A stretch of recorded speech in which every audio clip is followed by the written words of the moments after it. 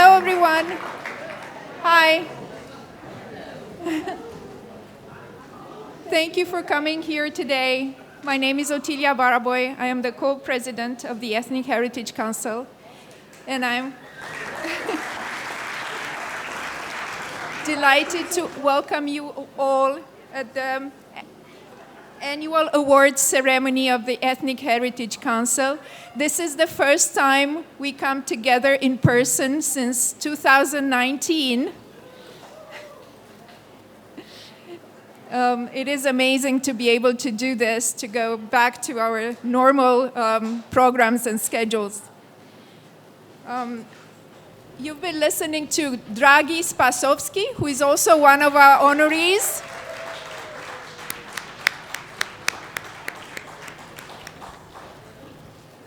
Thank you. And I would like to begin by doing the land acknowledgement. I would like to acknowledge that we are on the traditional land of the first people of Seattle, the Duwamish people, past and present, and honor with gratitude the land itself of the Duwamish tribe.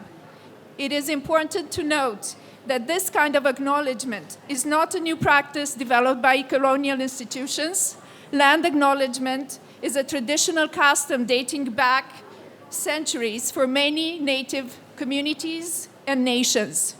For non-Indigenous communities, land acknowledgement is a powerful way of showing respect and honoring the Indigenous peoples of the land on which we live and work. Acknowledgement is a simple way of resisting the erasure of Indigenous histories and working towards honoring and inviting the truth. Thank you. I would also like to acknowledge a few dignitaries today. The Honorary Consul of Ukraine, who is also one of our honorees, Valery Goloborodko. Sorry, I'm gonna.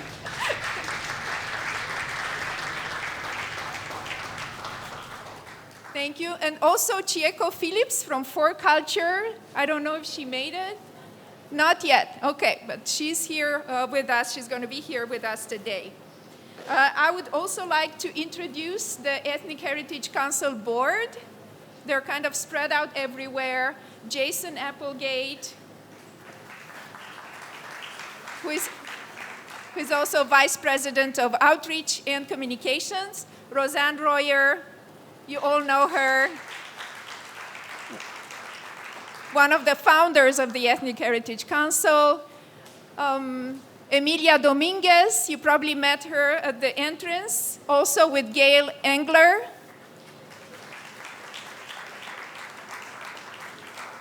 Okay, Betty Luke, who's right over there. Hi, Betty. Right, Linda Lee, who's over there for the raffle and the cookbooks. And last but not least, Cynthia Mejia Judici. I have, okay. Yes, so I would like to introduce Jason Applegate, now Vice President of Outreach and Membership, who will also serve as our Master of Ceremonies for today.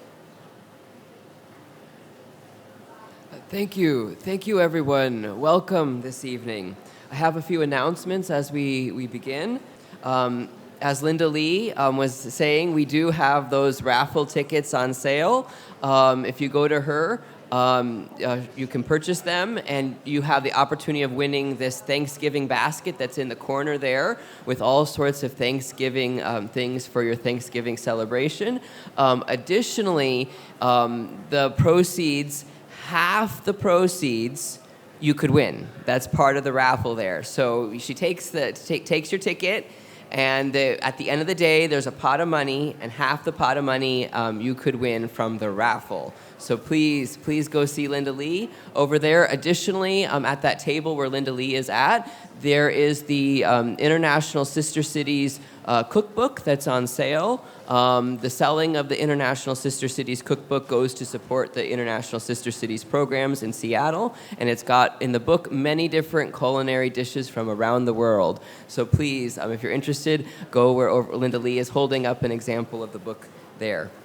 At this time, I would like to introduce Roseanne Royer as chair of the awards segment for today's program. She is a founding member of the Ethnic Heritage Council and a past president. She will describe how the awards will be presented today. Thank you. Thank you very much. I'd like to say to all of those who are award winners and those who introduced them, what a great pleasure it was. What an opportunity to talk a great deal to lower? Okay. To the people who are being honored today.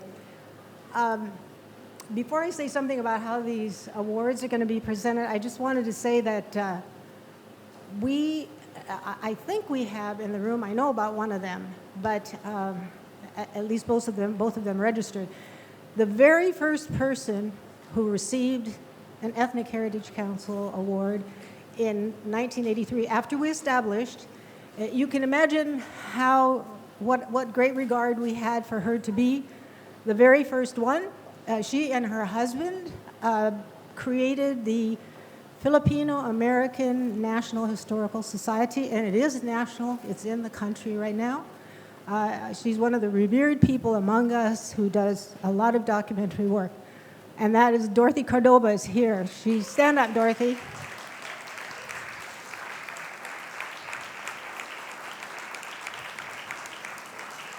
And Dorothy, I've been wanting to tell you for some time that you gave me the greatest motto for any work that I've ever done in the community.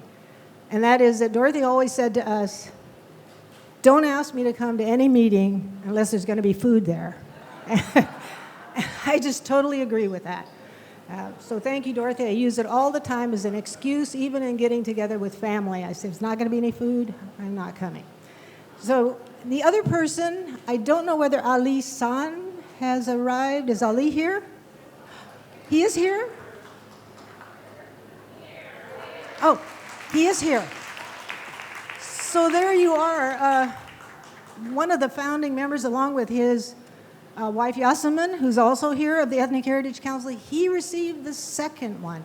And I thought it was just wonderful that these two people are here today, still supporting the Ethnic Heritage Council and really initiating a tremendous amount of documentation work and other programs. Turkfest, you name it, Ali and Yasemin's son have been there starting just about everything. So thank you, Ali. It's really great to have you here, and Yasemin too. And then I just wanted to say also that I would like you to, I'll make this list really short. If you could stand, and then we will applaud you. And that is the past winners of Ethnic Heritage Council Awards. It's always great to have you back because you're really people who understand what we're doing and support us. So there's Dorothy Cordova, if you could stand, Dorothy. Ali San. Sydney Deering. Is Sydney here? Sydney is one of our past winners. If you could just stand and wait till I read these names. Christos Govetas. By the way, and his wife, Ruth Hunter, the two of them.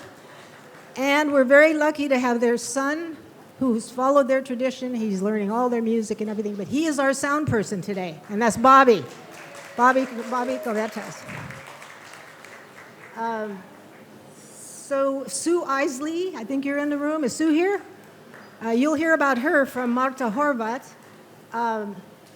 Betty Luke. Betty Luke is one of our past winners, Betty.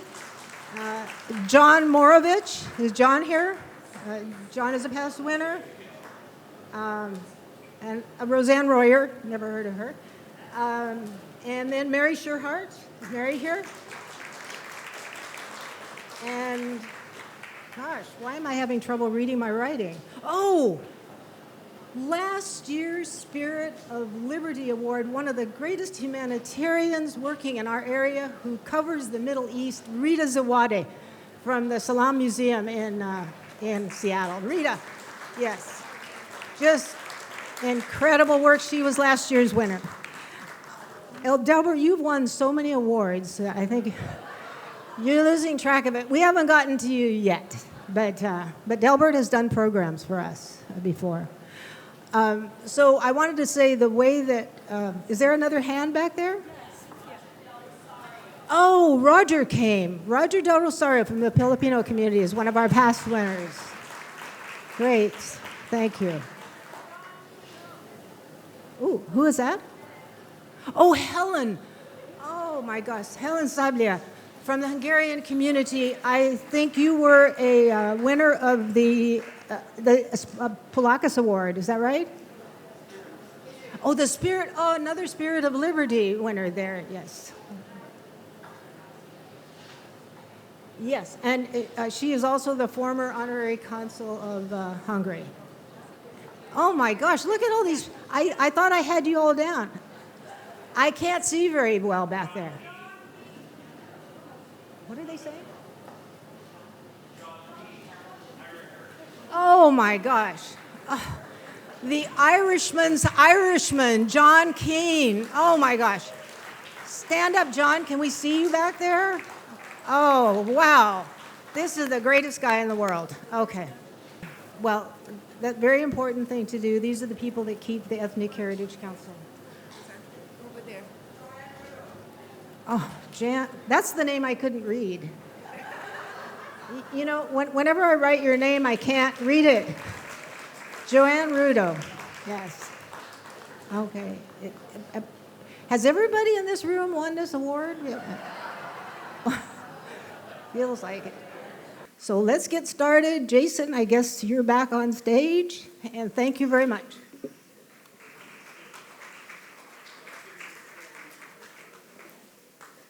Thank you.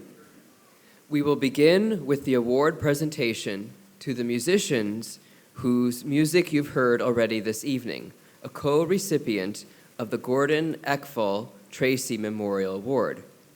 This award was established in 1990 in honor of Gordon Eckful Tracy, who devoted more than 4 decades to the study and promotion of Nordic traditional music and dance. The Tracy Music Library was opened in March 1995 at the National Nordic Heritage Museum in Seattle as a research archive of traditional Nordic music and dance. To introduce Dragi Spasowski, here is Cheryl Spasoyevich, a board member of the Northwest Folk Dancers, with nearly 7 decades of dedication to folk dance and folklore. Yes, she did start teaching folk dance with her mother when she was a youngster.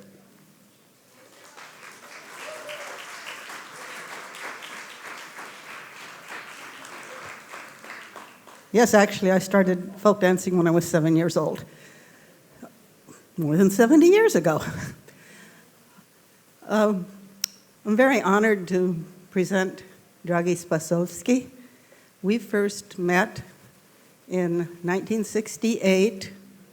He, as a member of dance ensemble Orts Nikolov, and I and a number of the other people here supporting him as members of the Seattle ensemble Kolida. And we met at the Folklore Music and Dance International Festival in Dijon, France.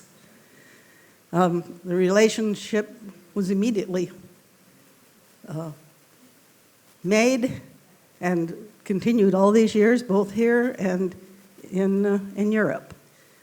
Dragi grew up singing. He started learning from his mother, who was a well-known singer of authentic Macedonian music on the radio. And in fact, some of her recordings are still available on YouTube. Dragi has devoted almost all his life to promoting, performing, teaching Macedonian traditional folk songs. When we talk about Macedonia music, we're talking about the area that used to be the Macedonian Republic of Yugoslavia, primarily Slavic-speaking area. And as we like to say in the Balkans, for 500 years we were under the Turks. And so that had an influence on the music, particularly on the rhythms. Most of our Western music is 2/4, 4/4. And a distinctive feature of Macedonian music are the rhythms, which are things like 7/8, 5/8, 9/8, 11/16. And you will hear those in the music that Draghi is performing today. Draghi has been teaching and performing from coast to coast here in the United States as a performer and as a teacher, as the foremost teacher of Macedonian music at a variety of seminars, workshops, camps, both here in the United States and in Canada. You can read, of course, much more about him in the program. So without further ado, I'd like to present Draghi Spasovski.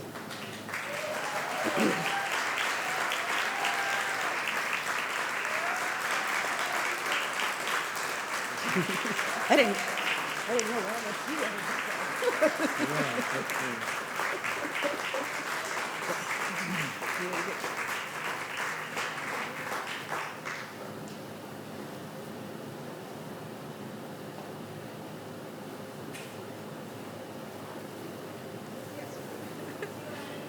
Okay, yeah, we got it. Okay, so I would like to present to Draghi the Gordon Ekval Tracy Memorial Award presented to Draghi Spasovski for excellence in ethnic performance and leadership in the community in traditional cultural arts. Thank you.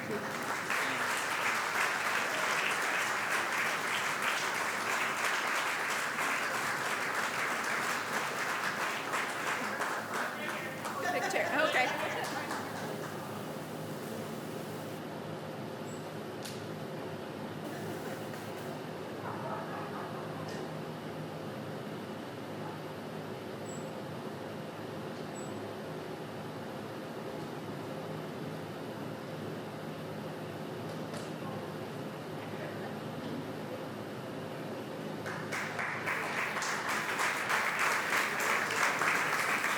Well, I don't know what to say. I'm used to singing. I've done about hundreds and hundreds of performances, but never been talking. So I am a little bit nervous. Can I just jump into the singing instead of talk? This is a moment that I feel very honored of receiving this award. I'd like to thank very much this wonderful group of people, this council, of putting so much of work and time and effort throughout the years to collect these small pieces and putting them into a big, colorful mosaic of ethnic heritage culture, something for the posterity, something for the next coming generations. A bow to all of you guys for your time, for your work, and your effort. I'd like to say a big thank you to Ms. Cheryl Spasojevic for nominating me.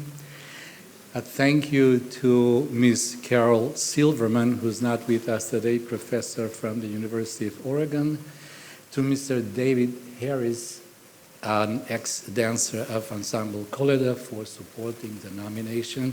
And of course, a thank you to all of you coming tonight. A high five to those two wonderful musicians over there, David Bilidis and Michael Harris, for putting up with my music and demands for almost 2 decades. And one more appreciation to my sister-like Liljana Yashruti, daughter of the legendary Macedonian dancer Atanas Kolarovsky. And of course, to my daughter who is here today, who oftentimes, for putting up with my singing all her life, and oftentimes whenever I would sing, mostly in the shower, she would knock on the door yelling, "Hey, where do you think you are, Carnegie Hall in Manhattan?" Thank you, everybody.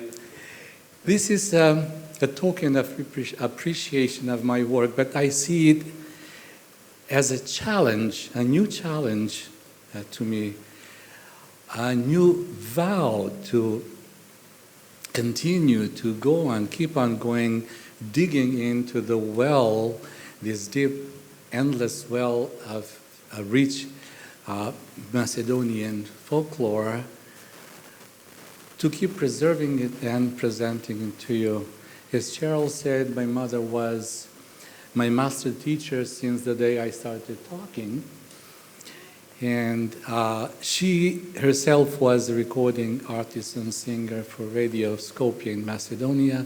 So I followed her step as being my teacher. And as the tradition goes, students are supposed to surpass their masters. I just give a vow that I will surpass my mother, who did her last recordings at the age of 82. So I promise to be there by 83. Thank you, everybody. Thank you for the great honor. Oh, okay. I think I will ask the two gentlemen. Yeah, okay. Thank you, musicians, to come and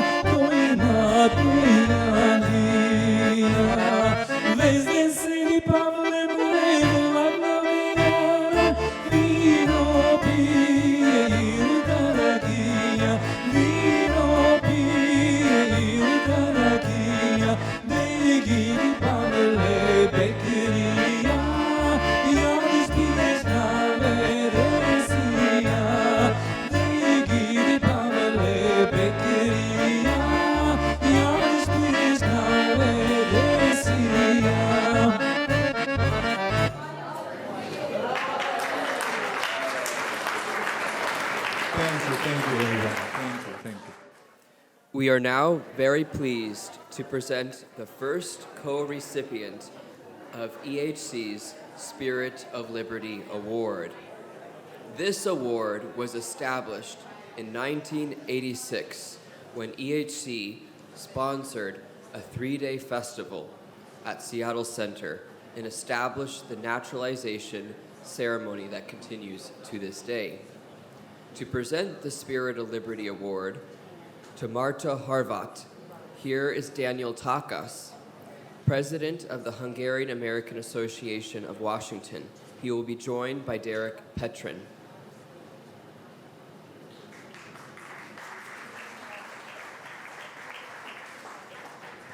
Hello, it's an honor for me to present and introduce you Marta Horvat.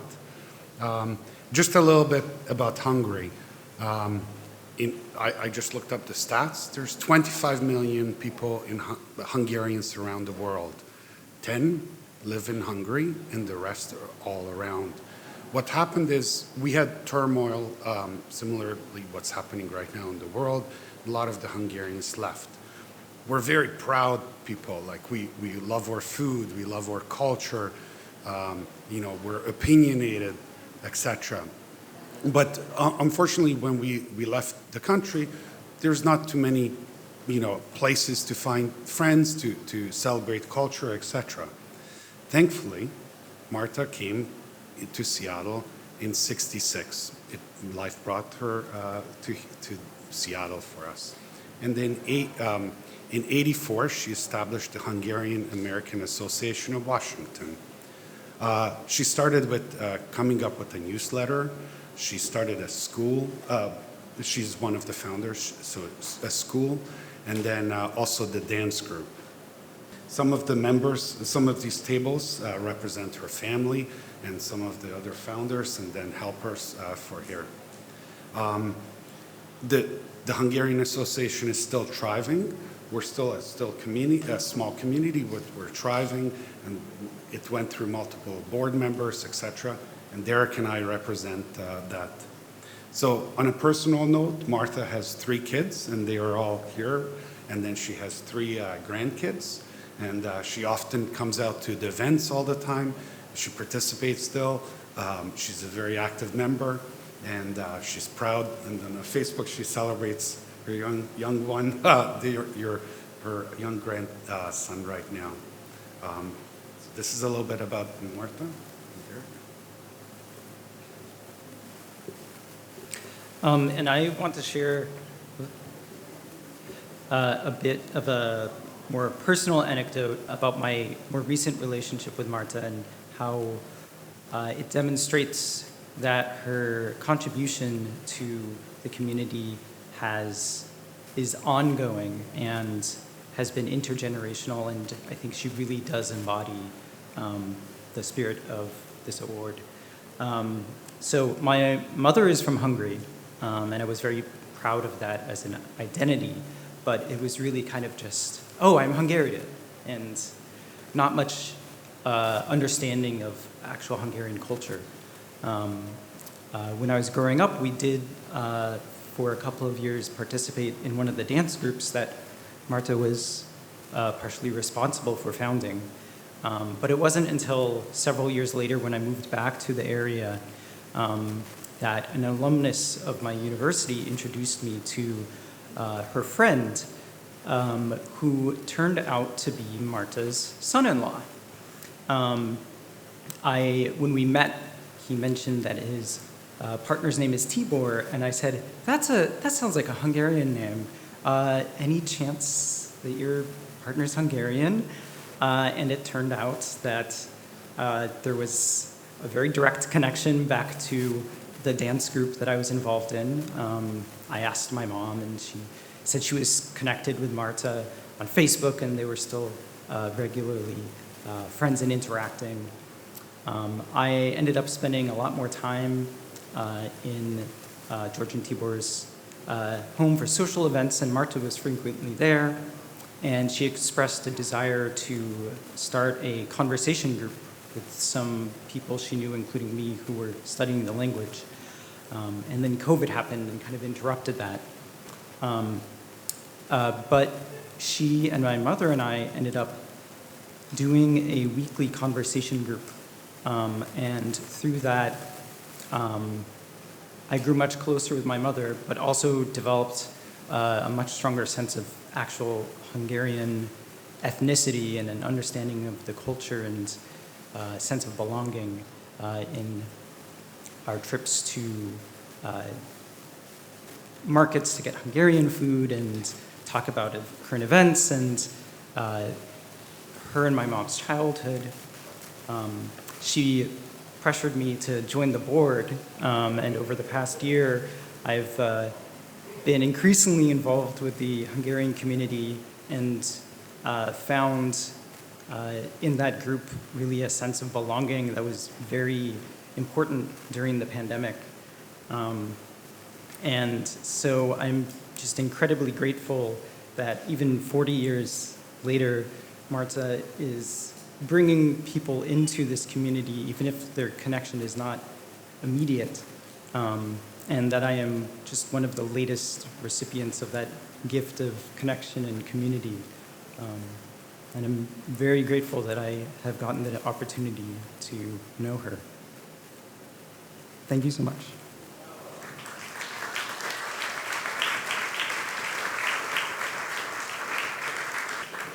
I would like to present the 2022 Spirit of Liberty Award to Marta Boros-Horvat for significant contributions by a naturalized citizen to her ethnic heritage and to the community at large. Thank you, Marta.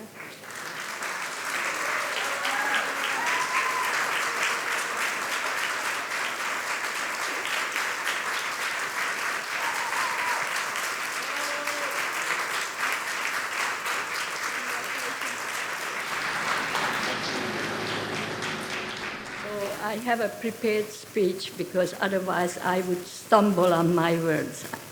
Thank you very much, Daniel and Derek, for the lovely introduction.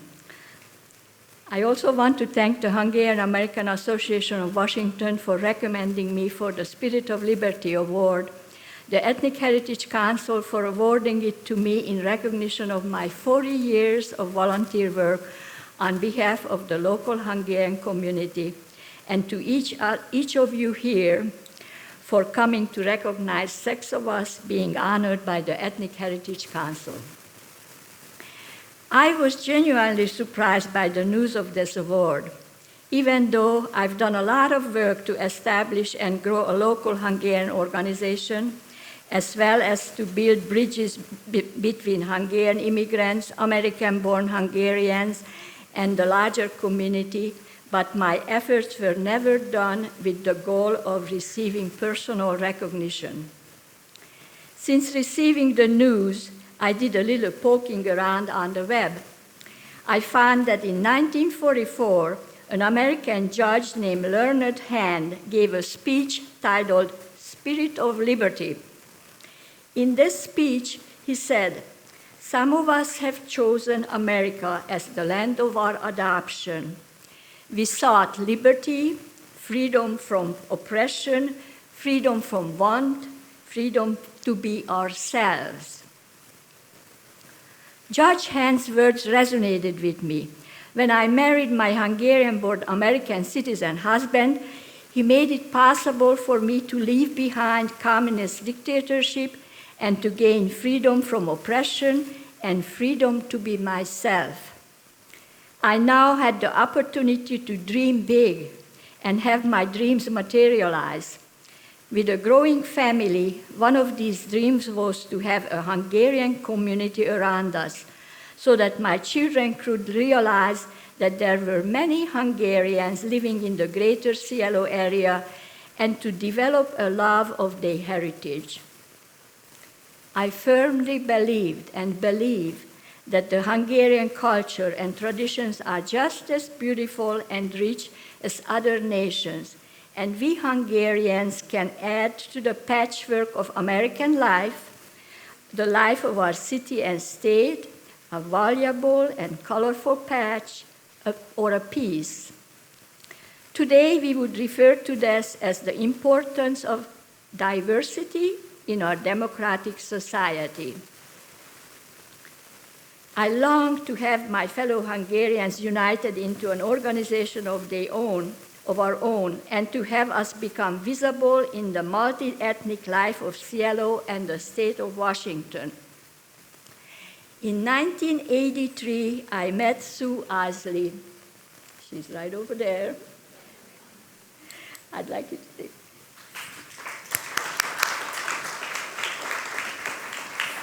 A folk dancer focused on Hungarian folk dancing and folk culture. Soon, she and I became friends and formed a strong and successful working relationship with the goal of organizing the Hungarians of our community. We started by writing a newsletter, the Hirek, that soon proved that there was a place and need for our ideas. We went for advice to the Ethnic Heritage Council and to its president, Bud Bard.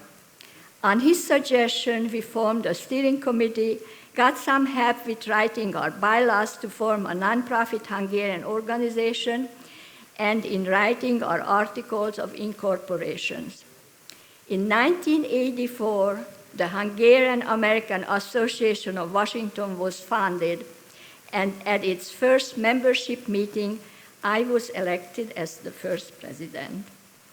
In the past 40 years, our organization has grown and became stronger. We still have our newsletter, the Hirek, though it's now an online publication. We have our weekend Hungarian school for our kids, language classes for adults, an active scouting program. Our folk dancers are still dancing, and we celebrate Hungarian historical events and traditional days. We now also have an honorary consulate in Cielo. Helen Sabia is a representative or former representative of that. And we have sister city relationship with the Hungarian city of Pécs. Through the years, we had wonderful, talented people who were willing to carry on the torch, allowing me to step back from some of my work, and that always gave me great pleasure and happiness. I'm also truly grateful to them for carrying on my work. They have enabled the Hungarian American Association of Washington to continue to serve as a gathering place of Hungarian immigrant, American-born Hungarians, and those with no familiar ties to Hungary to gather and celebrate Hungarian events and customs. The association continues to represent the local Hungarian community to the larger public, building bridges to further education of Hungarian culture and tradition. So, we not only united our fellow Hungarians, but also became part of the multi-ethnic life of our city and state. My dream became a reality. My kids could see that Hungarian culture was real, it is alive, and just as beautiful as other nations' cultures and traditions.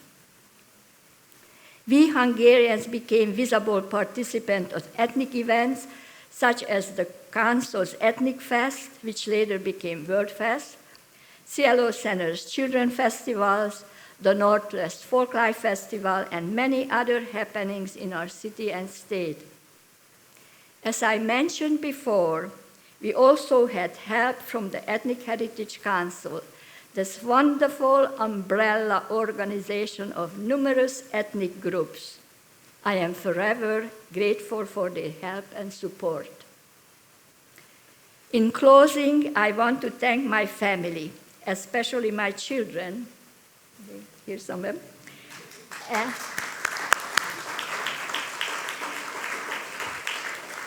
Who were there throughout. Sometimes my organizing work may have taken me away from them as they were growing up.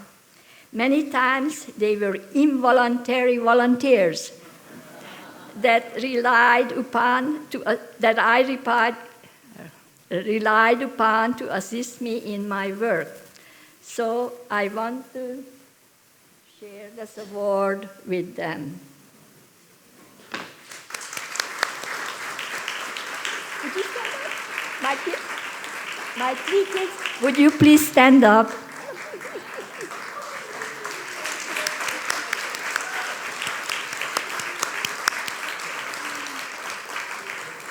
Thank you all for making the Spirit of Liberty Award possible.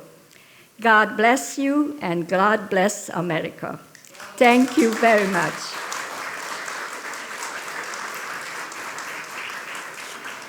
It's too bad this is too big for hanging it on my neck.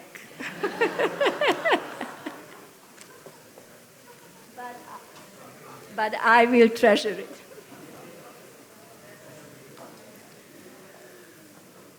We will now present the first co-recipient of the Aspasia Futridis Polakis Memorial Award.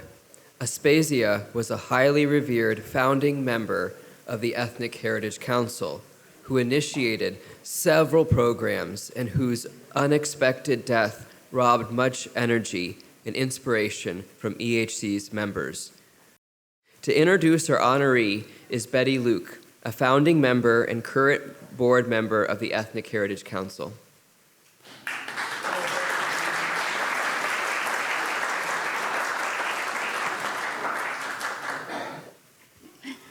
I'm so pleased to be able to present the award to Tom Ikeda. Tom Ikeda is the founder and executive director since 1996 of Densho. It is a Seattle nonprofit organization dedicated to documenting the history of injustices to Japanese Americans during World War II. Densho is a Japanese word for to pass the stories on to the next generation. His own parents were incarcerated for years in Minidoka incarceration camp in Idaho.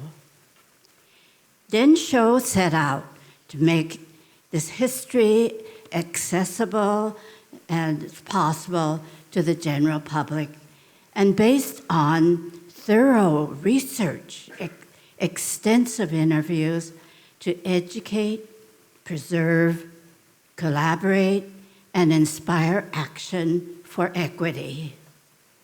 Tom's education in chemistry, chemical engineering, business, led him to positions in IBM and Microsoft.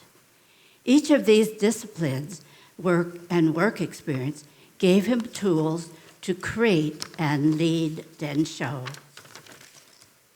Fellow Microsoft colleague Scott Oakey and Tom launched the organization that was to make information not taught in the schools at the time as accessible as possible to young people and the public at large. Since 1996, the Densho organization has assembled research materials on Japanese American incarceration. Is the most extensive collection in the United States and the world. And these materials are all available without cost to the public.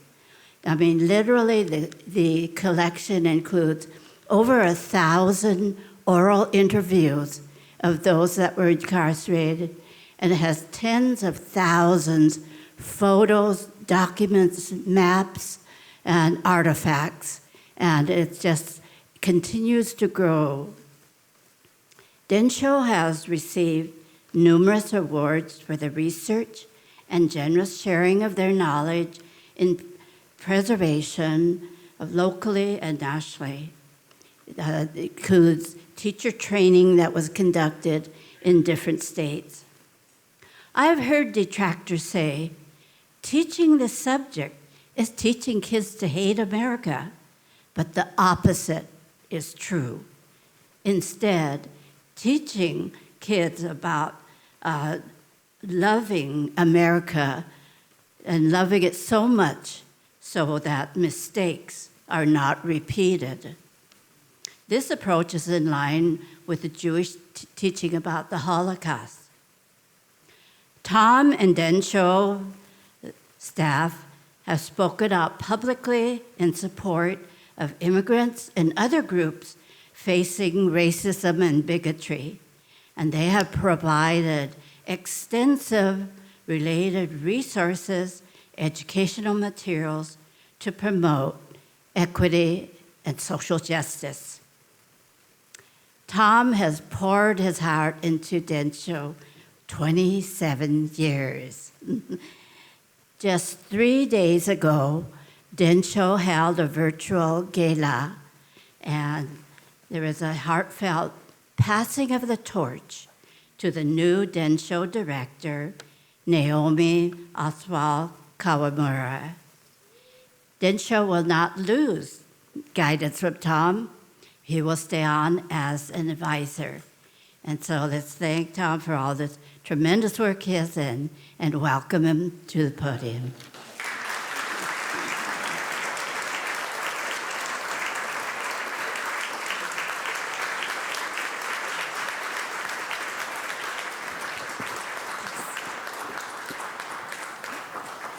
So I present the 2022 Aspasia Putrides Poulakis Memorial Award to Tom Ikeda for outstanding contributions to his ethnic community and to the community at large. Congrats.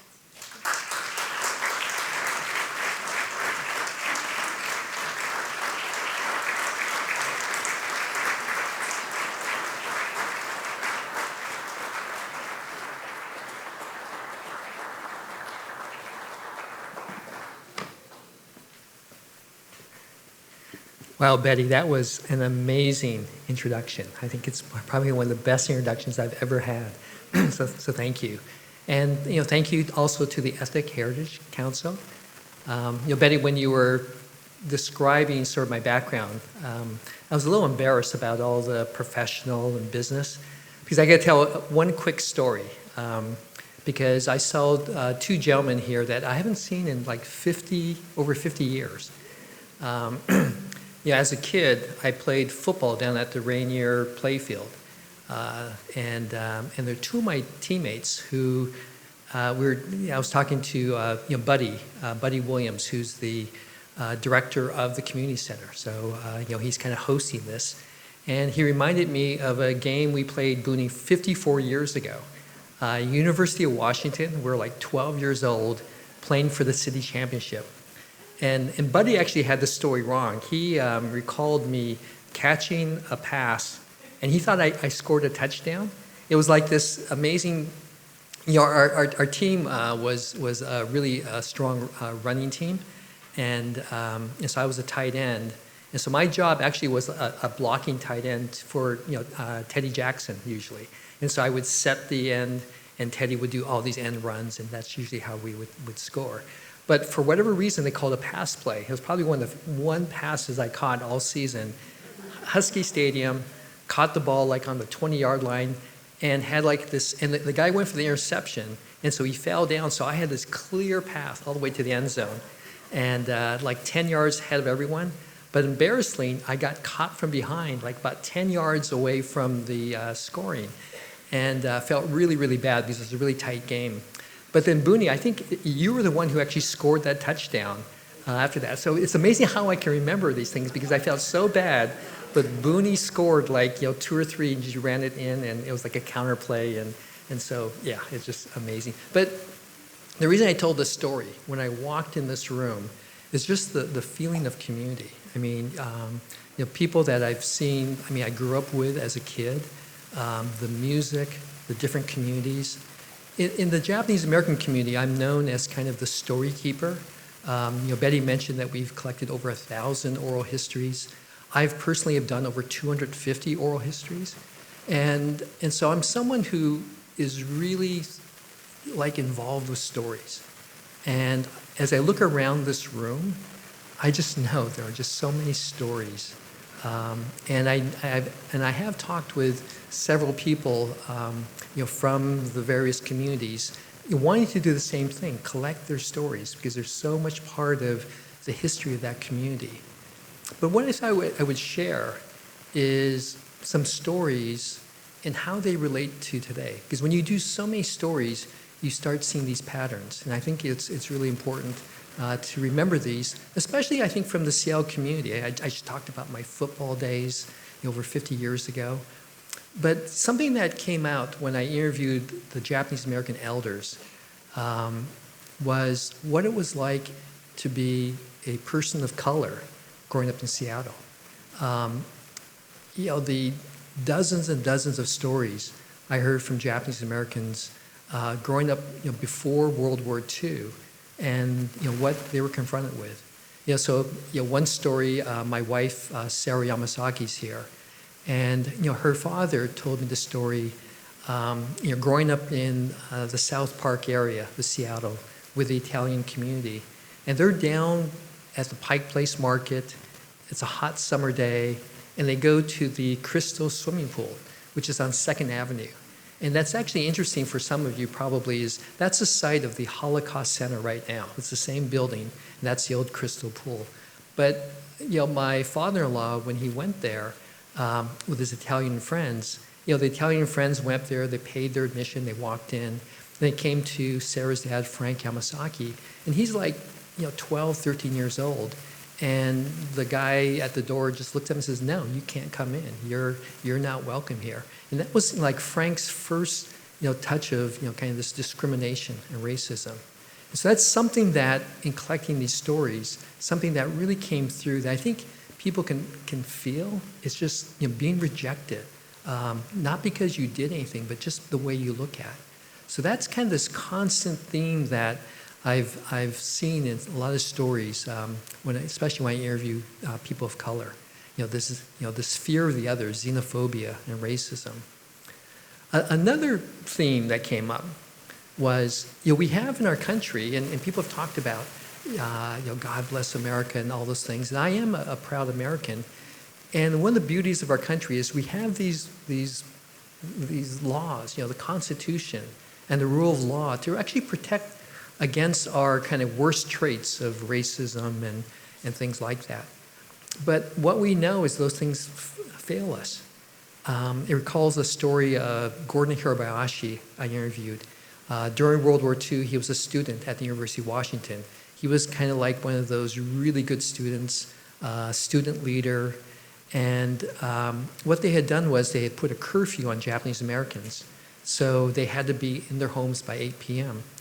And Gordon was studying with his other white classmates, and 5 minutes to 8, every day at the library, he'd have to pack up his books and run to his room for the curfew. But then Gordon, who was really smart, and said, as an American, that's not right. He was born in Seattle. He had never left the country, and to be treated that way, so he pushed back. And the thing was he thought the laws would protect him. His case went all the way to the U.S. Supreme Court. But as we know, even though we have the Constitution, we have courts, they're really run by people. And when things change, and when people have different thoughts, they don't need to really follow the letter of the law. And that was a surprise for not only Gordon, but the Japanese American community. Loyal Americans who felt, how could this happen to us? We didn't do anything wrong. But they were then incarcerated, like Betty talked about. Something else that comes up to mind is, and this was in some ways something else that I learned, not because it was in the stories, but because of the absence of something. Aki Kurose, who lived just like a half a mile from here. So we live about half a mile here, so she was a neighbor of mine. She talked about when she was a sophomore at Garfield High School when the war broke out. And again, she was this popular student at Garfield High School. The day after the bombing of Pearl Harbor, she went to school, and the teacher looked at her and said, you're not welcome here. Your people bombed Pearl Harbor. Whereas just the week before, she was kind of like a student leader at Garfield. And so the thing that it brought up was how much friends and colleagues and others turned away from a community that was kind of vulnerable and targeted primarily from the politicians and the media, how they kind of demonized the community, and how we're seeing similar things happening today. So there's so much to learn. The fourth thing I wanted to just bring up in terms of another story, and I was reminded because one of my table mates is Kyle Kinoshita, and I haven't seen Kyle in years, but I really know Kyle through his mother, Cherry Kinoshita. Because one of the things that I really respect about the Japanese American community was, after the injustice of what happened to them during World War II, and 3 or 4 decades later, they knew that they had to right this wrong, that they just couldn't let it stay there, because in some ways people didn't really know what happened. And so, Cherry Kinoshita, Kyle's mom, was a leader in what's called the redress movement, where they went to the government and said, you guys have to find out what really happened. You said we were guilty or we were suspicious, but there was no evidence. And so they forced the government to look at all this. And they had these hearings. And from the hearings, they paid reparations and apologized to Japanese Americans. And the kind of the lesson there was, it's really important that we as a country do those things. When knowing that these mistakes can happen, that these injustices happen, but when they do, you need to make amends. And if you don't, communities won't do this. I think this is in particular is important in terms of the reparations to look at in terms of the African American community and slavery, and to look at those things. Because unless those things get looked at, those things just fester, and we have to do that. So those, I wasn't supposed to spend a lot of time to my thank you, but I just wanted to share because I was just I just felt all the stories out there and the importance of these stories. And I just wanted to share that collecting stories and remembering them are important. And I think they're really powerful when you can connect the themes and the lessons to things that are happening today. And that's part of what I've done the last 27 years. And thank you so much for your time. And before I leave, I do have to, as I look into her beautiful eyes, I have to acknowledge my wife, Sarah Yamasaki, who,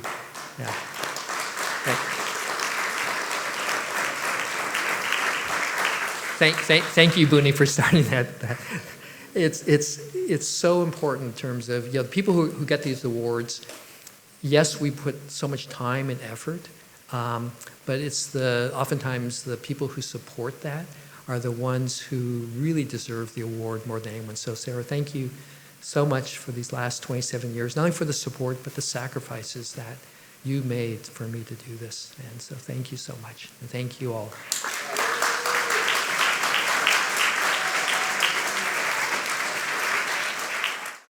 I had a little bit to add to the story that Tom Ikeda told. I'd like to do that.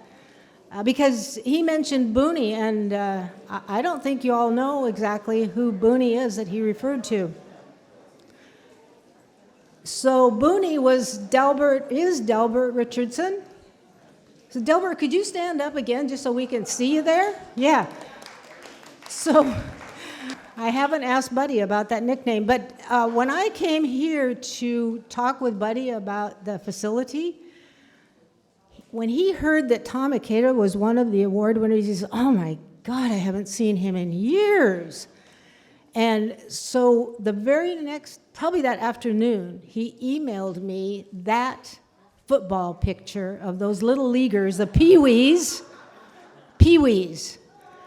who won this city championship in 1968. And not only was Buddy in it with Tom Ikeda, but Delbert was in it too. And I thought, oh my gosh, this is amazing. This is what this event has done here.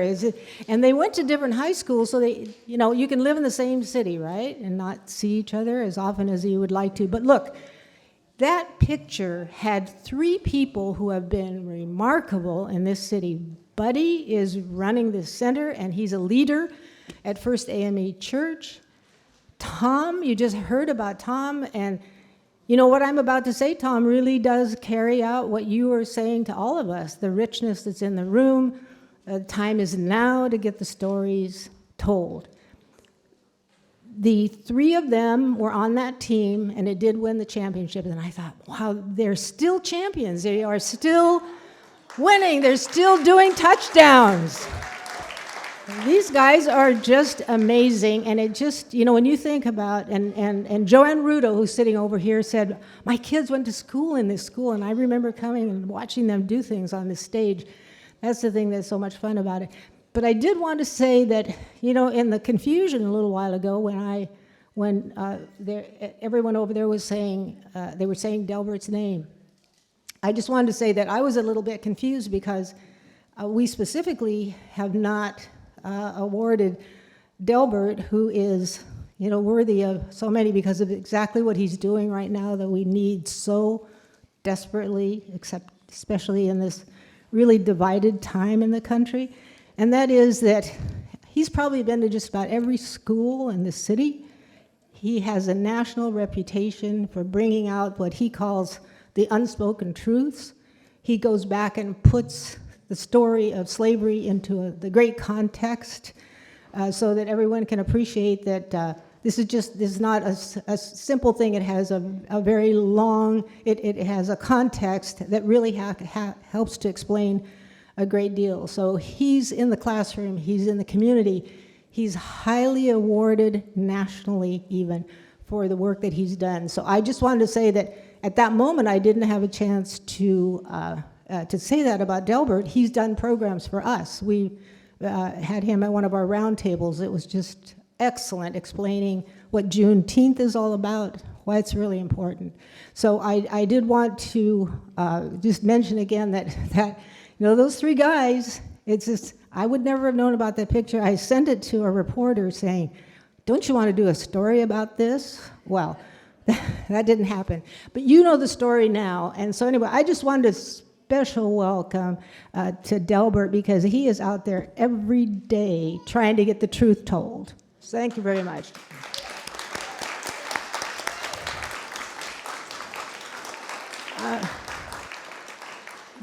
I just want to say one other quick thing. This is important. That one of the people whose logos you see on the program is Xiaoyan Wu. She's in the real estate business, enormously generous person. And she had to go to the next event, which is happening to a lot of people in this room, I think. You have more to do tonight. But what she handed me was the Ukraine War Animals Relief Fund. That's where she was going next. And these papers have that website on them, and maybe we'll try to get the word to you, but she's a great champion of animal rights. And I thought, well, that's really something because we have a table of the Goloborodko family here. There's much suffering there. The animals are suffering. But she's been a very generous supporter. I didn't have a chance to say this while she was in the room, but I just want you to applaud her. I'll tell her you did, because she's really been great to the Ethnic Heritage Council. Thank you.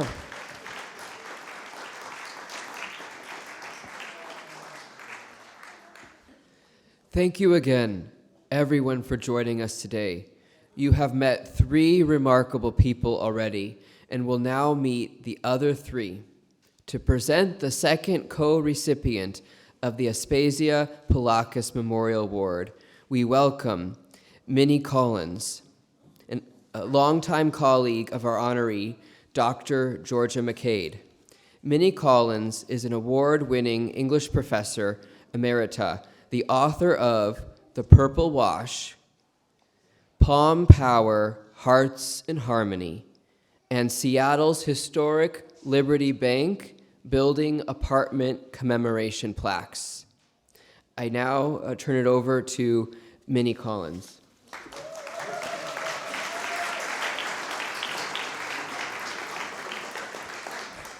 Thank you so much, especially to the Ethnic Heritage Council and all of you who are attendees here. Just think how much we have in common. Today, my spirit has been lifted by just being surrounded by all of you loving, generous people. Each one at each table needs to receive at least a bump, a fist, or something that says, thank you, thank you. We are all award winners, so let's do it. Okay. On your program, it does say Yvonne Carr, but she could not attend today because of some dental work. But her spirit is transmitted from her within me, and I feel very comfortable expressing some of her thoughts, as well as mine also. How many of you heard commonalities today? What we share, just put up your hand and wave it. Or if you want to, you can get the musicians out and dance some more, okay? Because all of those things bring energy and joy. Without that, we just become like, oh, well, today is going to be okay. And I say that in all earnestness because everyone in this room, including Dr. Georgia Stewart McDade, PhD, as well as a DR doctor, medical, because it can also be both ways with her. Okay? And I think about our commonalities because I have migrated here. Dr. McDade has migrated here. You can tell from my voice, I'm not a Seattleite, right? Okay. Okay, and perhaps from hers too.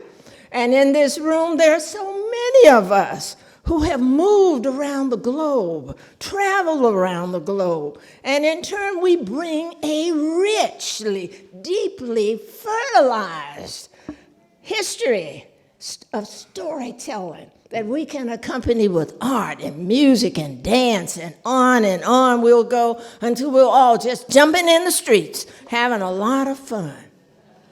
Some of us might even want to fly. Have you read about the so-called upcoming flying airplanes? Flying helicopters? Anybody? Oh, okay, I guess I'm reading the wrong news. Okay. But have you ever wanted to fly? See, youth wants to fly. There is an African story, some of us might call it folklore, and I think it's mentioned in your program there.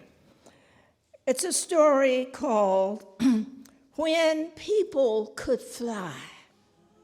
When People Could Fly by Virginia Hamilton. Oh, you know of it. Oh, okay, that'll be great. Okay. Well, Dr. Georgia McDade from my perspective, not Yvonne's now, I'm coming from my point of view, okay? She can fly. Now, how is that possible? Well, when you read, oh, yes, there's a hand. Oh, I like this interaction. Yes, please, tell us. We got two eager, youthful people who want to talk, and that is highly commendable. Yes, yes. Did you want to share? Ah, did you want to use a microphone to say that? I think you should. Come on. Please. Please. God gave her superpowers. All right. Okay. Oh, wow. Okay. We may have to call her Wonder Woman, okay, or Superwoman. But her flight pathways from Monroe, Louisiana, to New York, to Seattle, and now in the, what we call Columbia City, Rainier Valley, Lakewood, Seward Park areas. Since she was 8, she tells me, she had her own little private school in her house where she taught the other children in the house and next door how to read and write. Now, how about that? Very early.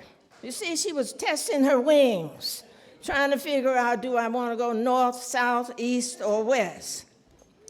She was the first African American at the University of Washington to receive a PhD in Shakespeare. Okay. And he's having fun. Let him dance. Let him dance. He's celebrating how to fly too, testing his wings. Okay. She's Seattle's civic poet and a former member of the Seattle City of Literature. But she's ready to fly. You see, she's testing. So she's getting her plumes aloft to nestle, to nest, and to nurture all of the thousands of students that she has had any kind of interaction with. I don't have to name all of those schools. They are in, I think, her bio. But then her flight patterns became more directed also as the superintendent and teacher of Sunday school, Vacation Bible School at Mount Zion Baptist Church. Now, here's a story you won't believe. I'm going to test you. Have you ever taken 15 children, usually grades 1 through maybe 7, and you get them on a van, and you decide, today we are going on a trip. We have to study the environment, and we also have to know something about Seattle. And we're going to Mount Rainier. Now, from Seattle to Mount Rainier is not a short trip, agree? So here I am in this old van. I think she has about 2 chaperones with her. Guess what happens? Just guess. What? Okay, a ride to van. Hey, isn't he smart? Give him a hand. Okay. The van broke down. And most persons or children might say, well, what are we going to do now, Dr. McDade? What are we going to do? Who are we going to call? Call my mom. Call my dad. You know, everybody got frantic. And very calmly, Dr. McDade says, I will call AAA, get somebody to come and help us. And she limped that broken down van to the nearest garage. And when she found out how much it cost to repair that van, everybody said, where's the money? She pulls out her personal credit card to pay for the repairs. And I won't tell you how much it was. That's her private business. Okay? to be sure that those children had a safe ride back to Seattle. And you know, parents can get real uncomfortable when they don't know where their children are. But she demonstrated patience, encouragement, planning. You know, the van is down, but we can figure this out. Only knowing that she had your children, my children, somebody's children there to protect and provide for. Never knowing if she would even get her money reimbursed. If ever, seldom never, and maybe never ever, okay? So those little incidents just stand out for me on a personal note. And of course, she is still, in my mind, the founder, although she doesn't want to say it, but she is also the most important foundation for the African American Writers Alliance, which was formed in February 2nd, 1991, by a Californian, Randy Eddings. And the mission of that alliance is very clear. In fact, it parallels some of the missions of the ethnic heritage: to encourage exchange of ideas, share works in progress, and a supportive listening and sharing without censure. Today, she has edited and co-authored 6 anthologies, 4 solo books, and most memorable, Out of the Cave. You gotta get out of the cave. And as she moved on, her sagacious verve took flight again toward other collaborations. Seattle Public Library's monthly Writers Read. She crossed generations, crossed age groups, crossed cultures, published, unpublished, emerging. She was a catalyst for all of the cultural and educational activities through the African American Writers Alliance. Most recently, Town Hall, Seattle Art Museum, the Washington State Historical Museum, the Southeast Senior Citizen Center, the Art Gallery in Columbia City, King Street Station. I could just go on and on and on, but I don't want to bore you because you want to meet her. You want to hear her voice. And if you have time, tune in KVRU 105.7 FM, where she is a host for writers and musicians and dancers and storytellers and others that she would love to interview. Dr. McDade implores me, and I'm hoping she will implore you, to come outside of your caves. And I hear it in this room. You are out of the cave, or either you're still digging out of the cave, to explore other pathways and other flights for information. Because it is only through our imaginations and the power of words, the power of language, spoken, written, danced to, recorded, Facebook, whatever your choice of venue might be, that I'd like for us to recognize Dr. Georgia Stewart McDade, PhD.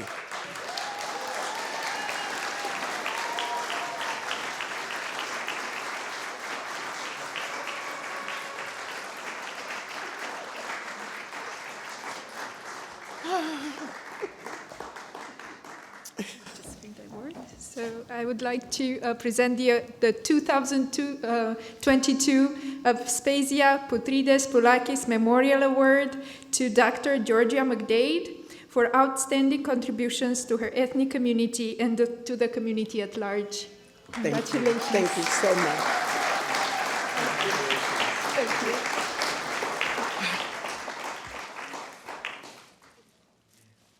I think my time has been used. Between Roseanne's explaining about Delbert and Minnie's introduction. I don't think I have to say very much. It's so many words, so many thanks, and it's just so little time.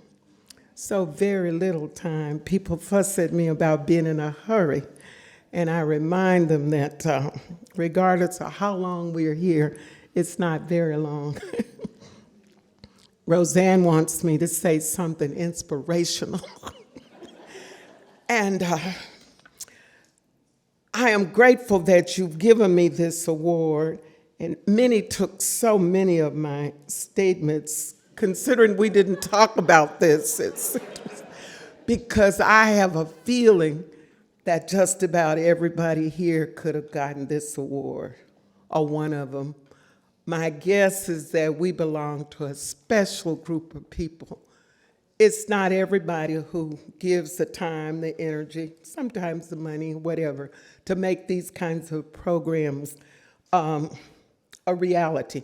Oh, while I'm thinking about it, it was a 26-passenger bus that I was driving that broke down. I just thought about that. It was a bus. Yes, I got a license just so I could drive these things because we didn't have anybody at church who would drive them or go with me. And it was a little more than $2,000, you know. But they paid me eventually. I got my money. Okay. My favorite metaphor, she referred to several times, and if you know me, you may know that I have written 5 books of poetry, and 4 of them are called Outside the Cave. My friends, some in particular, want me to change the title. Can't you call it something else? And honestly, I think about it, and I say, I'm going to call it something else. You know, with the second one, I say, oh, well, I'll just do Outside the Cave. And the third one, and the fourth. But they finally convinced me with number 5. But what is it about this cave? You see, I believe. And remember, I'm an English teacher, so of course I love figurative language. Other people may not admit it, but they use it all of the time. Several of the people up here have talked about stories, and I just don't think you can beat stories. I heard a politician one day last week say, you just have to give up on logic. And if you listen to some of these people, you say, he's right, there is no logic. And I want to say, well, I can't talk to you if you aren't going to be logical, but we cannot dismiss these people. Calling them deplorable does not solve any problems. It may create more. And this man said, what we have to do is tell them a story. And I say, he's got it. He's got it. You'd be surprised how many people whose attention you can get if you tell them a good story.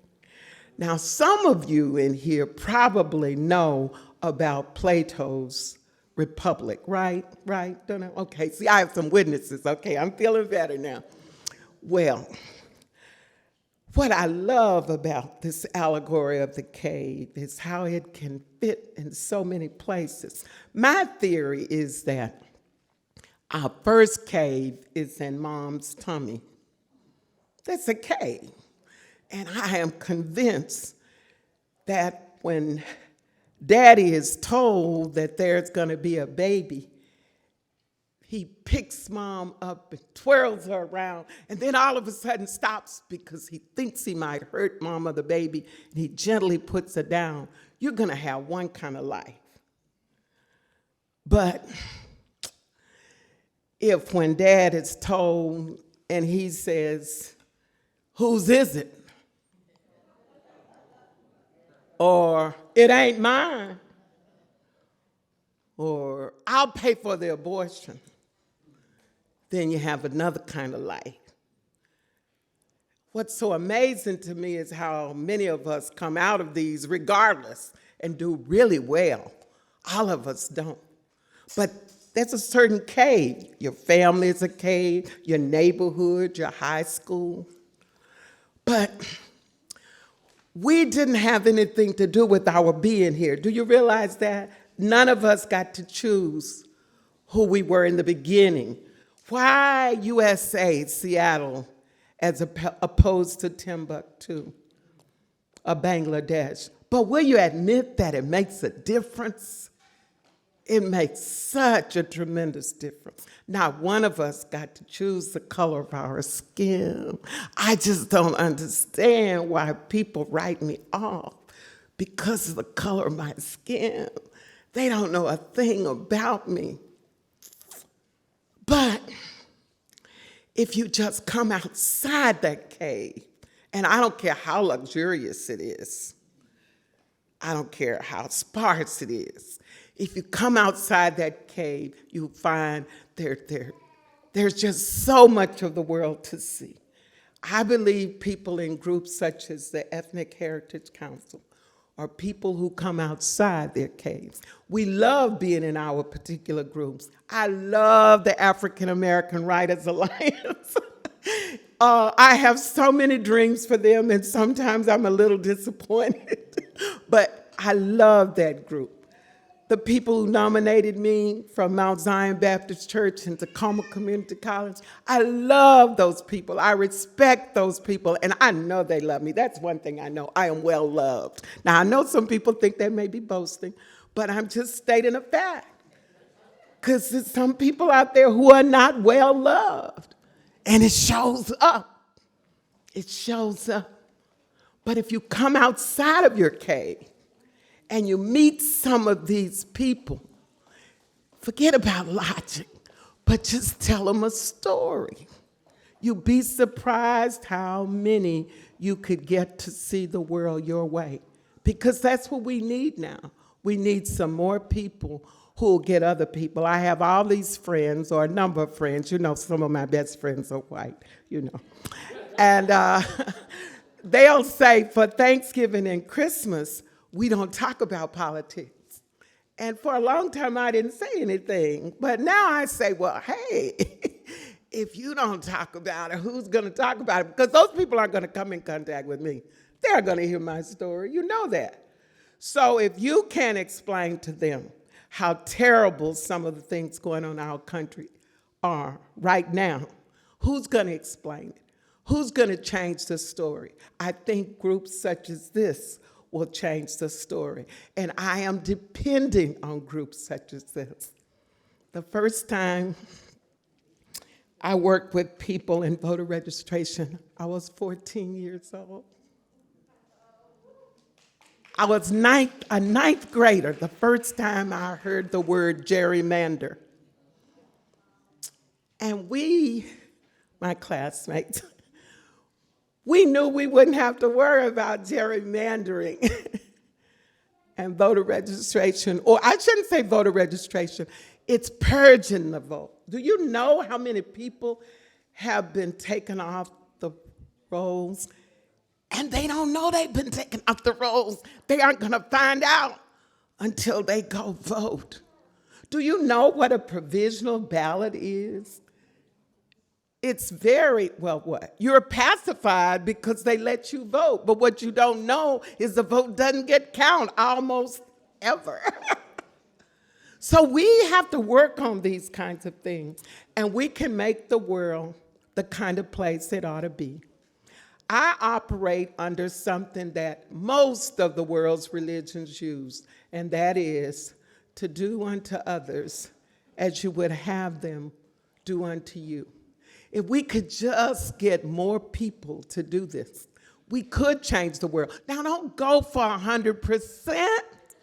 I believe Jesus was perfect and he didn't get them all. So why do we think we can get them all? But we can get beyond the tipping point. And that's what I'm going for.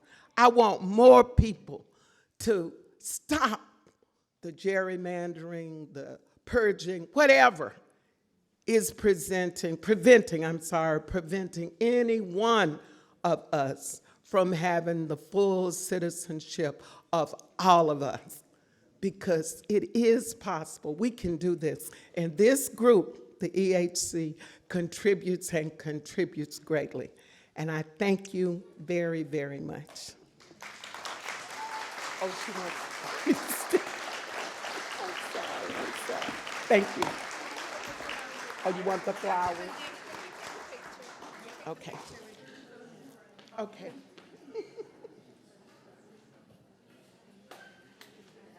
You're so welcome. Congratulations, Georgia. Our second co-recipient of the 2022 Spirit of Liberty Award has had a critical presence among us in Oregon and Washington as we have watched the assault on Ukraine continue. To introduce Honorary Counsel Valery Golobrodko is Professor Eugene Lemcho, Emeritus Professor of New Testament, Seattle Pacific University, and Affiliate Professor, Department of Slavic Languages and Literature, University of Washington. Professor.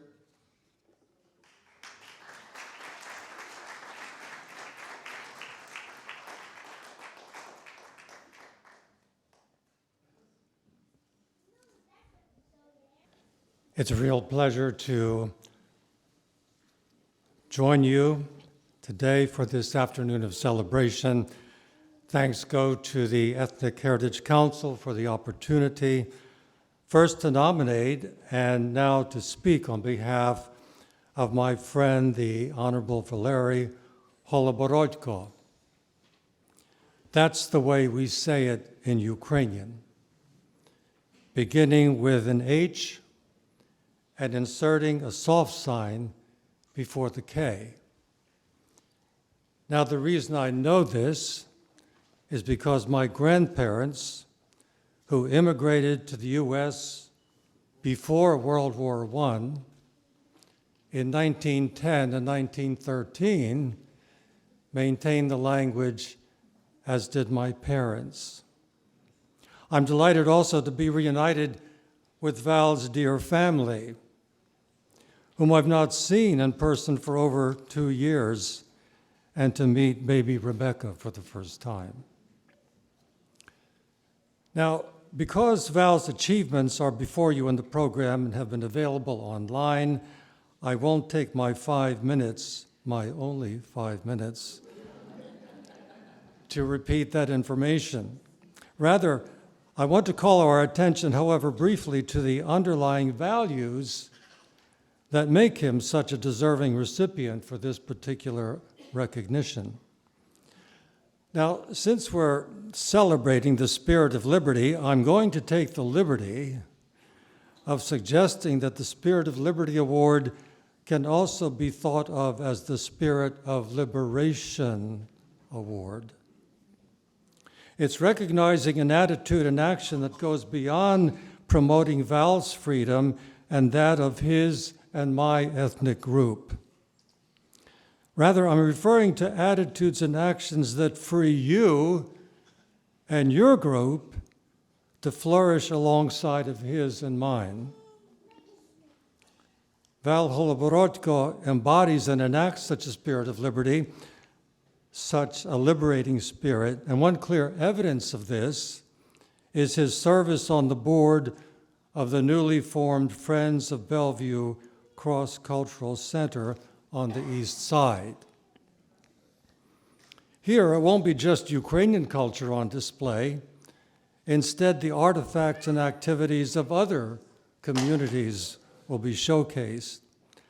And besides, he genuinely delights in other cultures. That cross-cultural center will also play the important role of educating the wider public about the ethnic populations in our region. Educating at its best is a liberating endeavor. We speak of a liberal arts education, one that frees up inquiry, encourages creativity, stimulates imagination, promotes curiosity, and insists on critical thinking. Now, how often do those of us who have an ethnic awareness lament the historical, geographical, and cultural ignorance of our society, both beyond and within our own borders? And it's not just ignorance, there's indifference. They just don't care. Again, Val has shown his commitment to education as well. He's done this both by his own pursuit of further learning and by his service on the advisory board of the Department of Slavic Languages and Literatures at the University of Washington. And it's not just a matter of talking and listening. Rather, Valeri and Solomia have contributed financially to the support of languages which are so often at the risk during economic downturn, and we know what happens to budget cutting when that occurs, budget cutting of language study. And here I want to commend the Ethnic Heritage Council for its support of efforts to help immigrant communities in recording the stories of their experience in getting to and settling in America. Such preservation is vital to remembering who we are, whence we've come, and where we're heading. Finally, I want to link the spirit of liberty or liberation with the spirit of service. For what does service do but free another person up? It's what servers do, but that's costly and it's tricky. It's costly because it means limiting my freedom so that you can be free. It's tricky because that can so easily morph into servitude and slavery, producing dominance and oppression. So how do we avoid these? We do so by becoming a mutually liberating society. In such service, each member works towards the freedom of the other. The result is that nobody loses out. The potential of all is released. Now, Val and I belong to a Christian tradition where this expression of commitment is made in prayer to God. In your service is perfect freedom. I'd like to extend that sentiment to say, in serving, that is, in freeing one another, there's the genuine spirit of liberty. Thank you.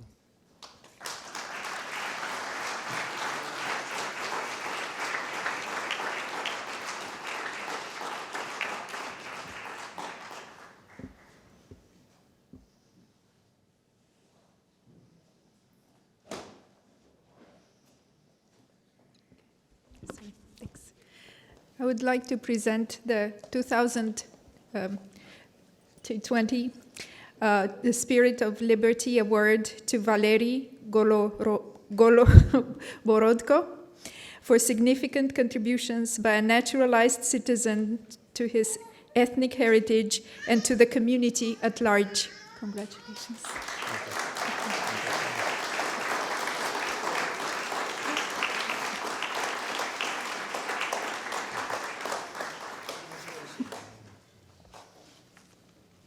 And thank you so much. If you don't mind, I'll take 5 seconds of my time.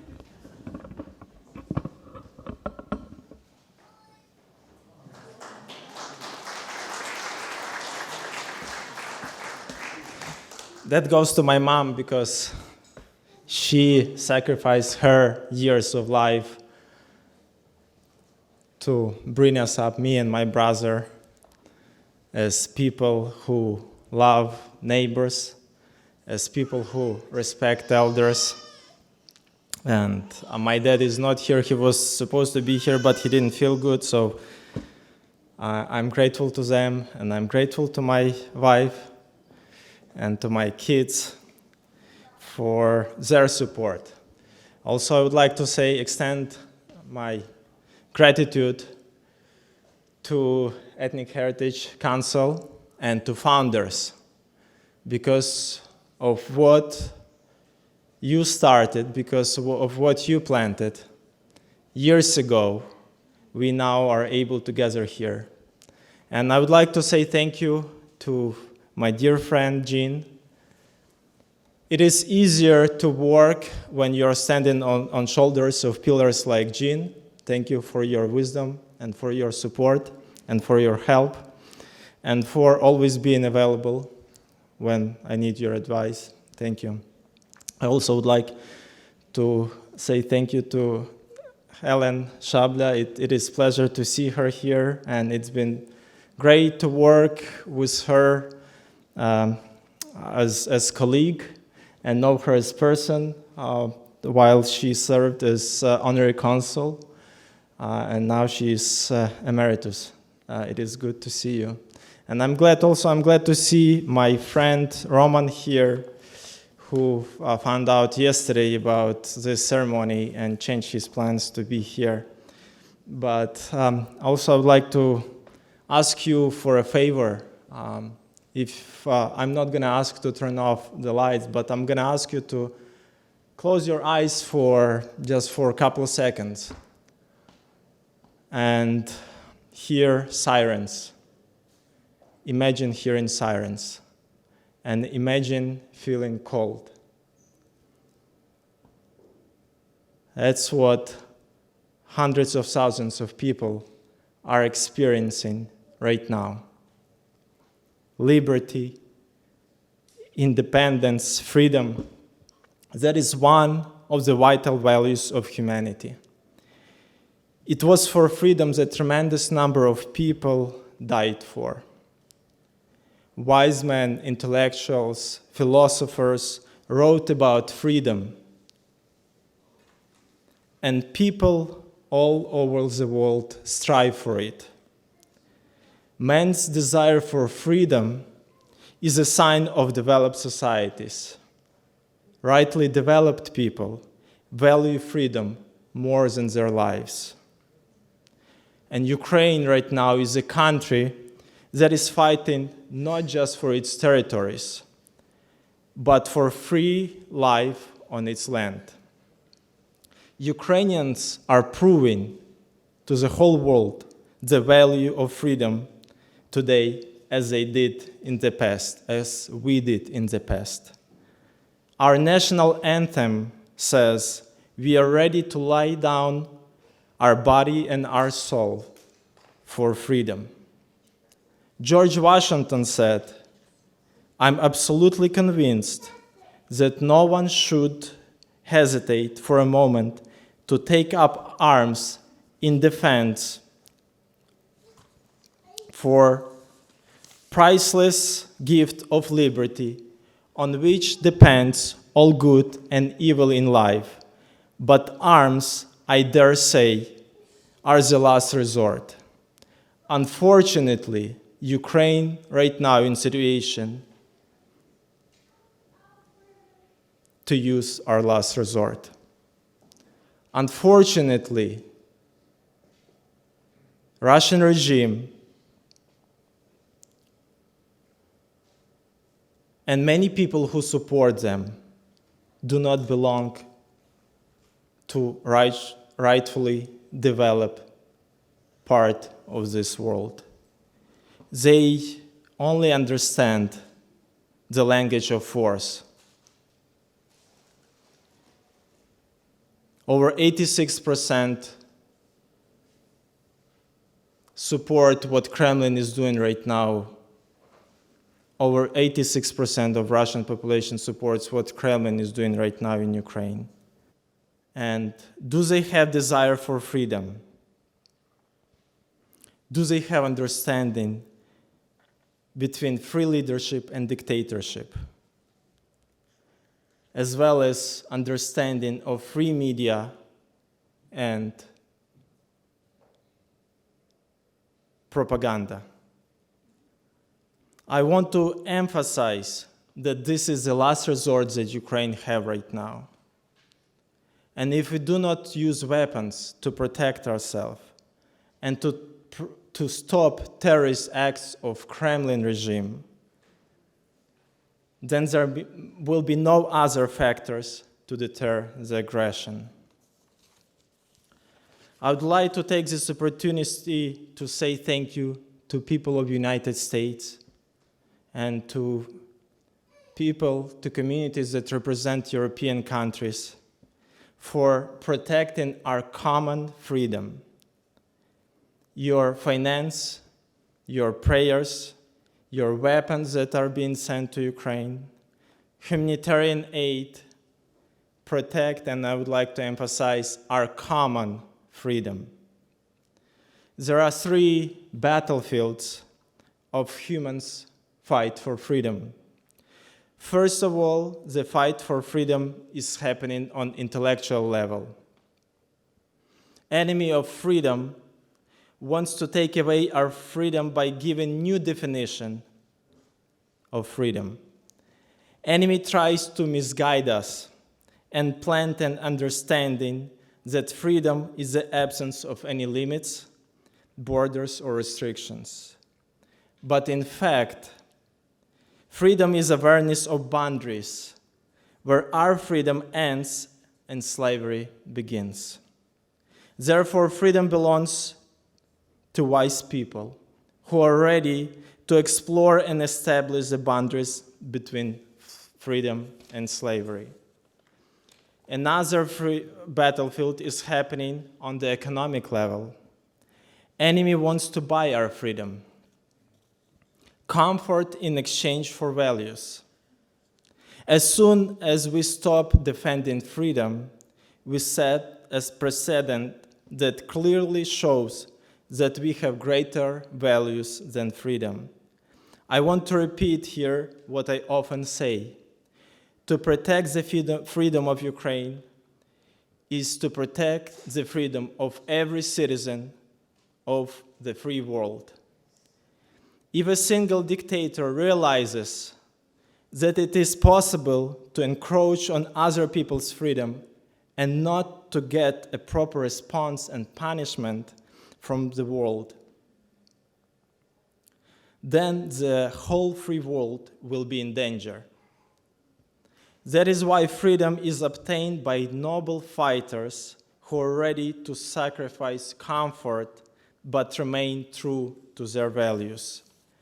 Third battle for freedom is fought on a physical level. We must stop people that influence others to limit their freedom. Freedom to think, freedom to choose, believe, and freedom to be a human. Therefore, it is necessary to fight not only against dictators, but also against manipulations, against addictions, and against anything that humiliates a person and not allows a person to be creator, not merely a user. Therefore, freedom is obtained by righteous warriors who are ready to stop anyone who encroaches on the freedom of their neighbor. And I wish the whole free world to always win the fight for freedom.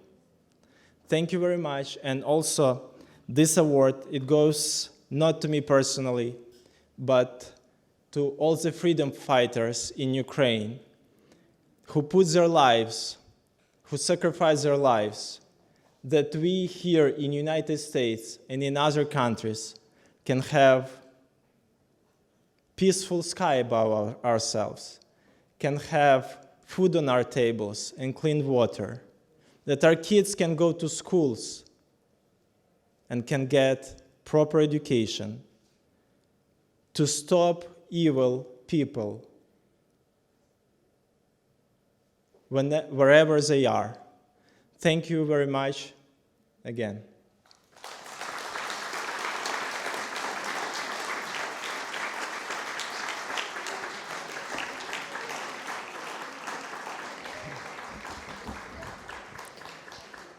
During the intermission, you were treated to recorded music by Kiki Valera, our next honoree.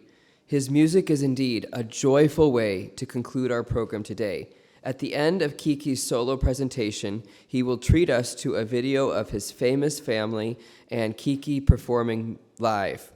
To introduce Kiki Valera, here are two special people to EHC. They are popular and accomplished performers of Balkan music with their band Dromino that includes their two children, and they are the 2017 winners of the Tracy Memorial Award, Ruth Hunter and Christos Govetas.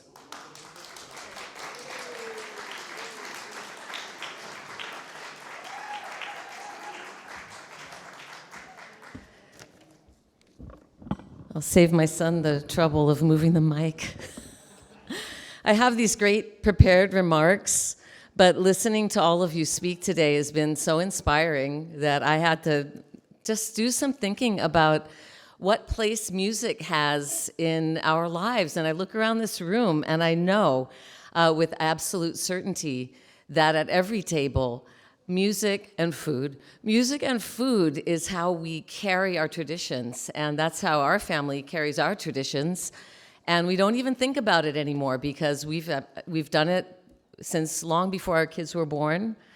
I married into our musical tradition, and sometimes it feels frivolous to be a musician, to play music, and to go to parties and make people happy, right? But it's not. I mean, I think music is a very serious way to communicate with other people, and we know, and I'm sure you know, that music is what brings people in. It brings them to your house, it brings them to your table, it brings them to your life. It's really opened doors for us in this country with all kinds of different communities, and in Greece as well. And Kiki Valera is somebody that I recognize that commonality with, that musical entry point into somebody else's house.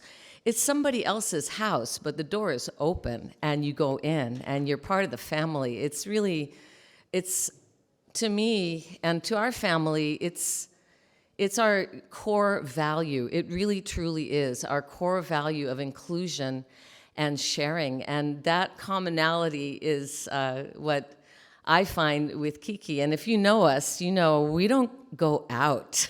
We don't go out unless we're playing. I'm sorry, my husband's a better speaker than me, but I'm the one who got all the planning together, so he can interrupt me. I'm just a sidekick. He's here to support. I appreciate it. But see, now I'm all distracted. That's why I wrote in my notes. Wait a minute. We don't go out, honestly, and he will come with me. You'll come out with me sometimes.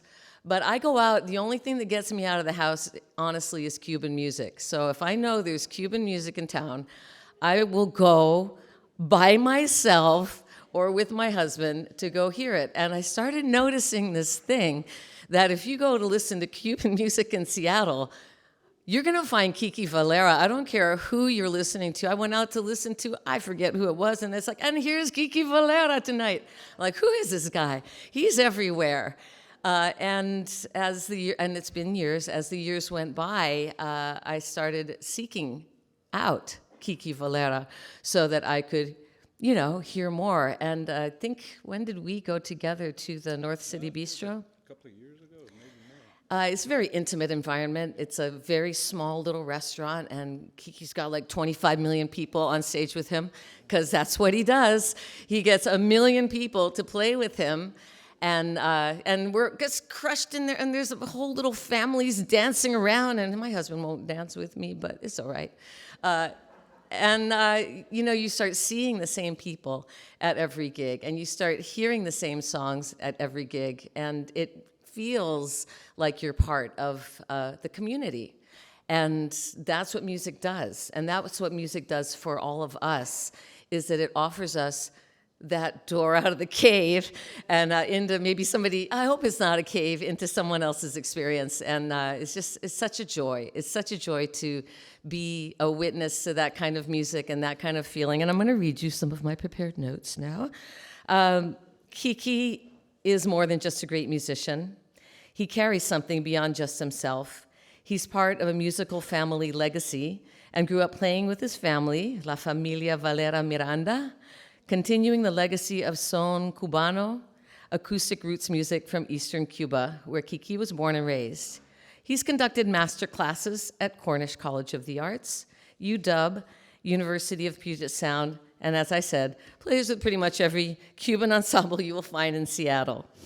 This is one thing that distinguishes Kiki. His passion to share his music is ever present, and he is on fire to play at all times. That's what it looks like from where I'm sitting, okay? More than just being an amazing musician, Kiki creates a bubble of friendship and belonging when he plays. He brings you in and you become part of the family. He carries his legacy in his DNA and keeps it fresh with his own natural talent and flavor, like it should be. Traditional music doesn't belong in a museum. It's a living and breathing thing, and Kiki balances deep tradition with his own sound. I wanted to also offer, I don't know Kiki personally, only as a fan, I'm a fan. But I did want to ask his friend Steve to come up to just maybe give us some insight into a little bit more about Kiki and his musical world. So thanks, Steve.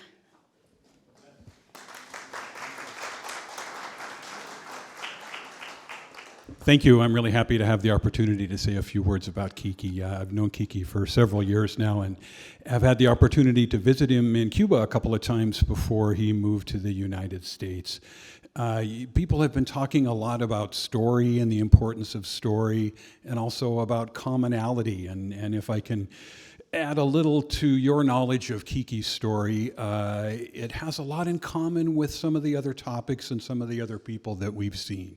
Kiki grew up in a musical family. His father was the inheritor of a very rich tradition of Cuban music, primarily Cuban son music, from his parents and from the generations before that. And his father, Felix, may he rest in peace, passed that along to his children with the support of his wife, Carmen, and Kiki and his brother Ernesto and his brother Felito. They all formed a band to play Cuban music, which you might think, oh, that's cute, that's lovely, that's nice. But they played the music at a level that was of the highest musical level, as well as being a family. And so they brought all of that to the table, both the family feeling as well as the excellent musicianship. I think that, we've seen some people here whose parents were involved in the music. I think it's a kind of a common story that we're the beneficiaries here in Seattle of the sons and daughters and grandsons and granddaughters of people who established themselves in other parts of the world, and now these beautiful traditions have been brought to us.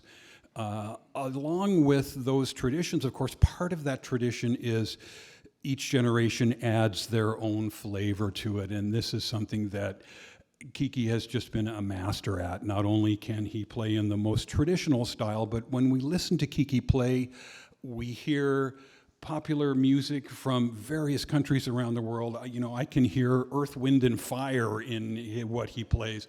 I can hear Pat Metheny in what he plays.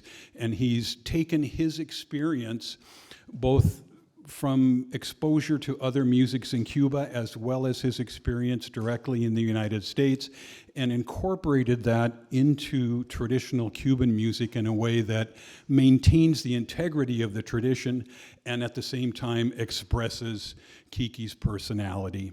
And this, again, is something that we have seen over the course of the evening with several of our recipients.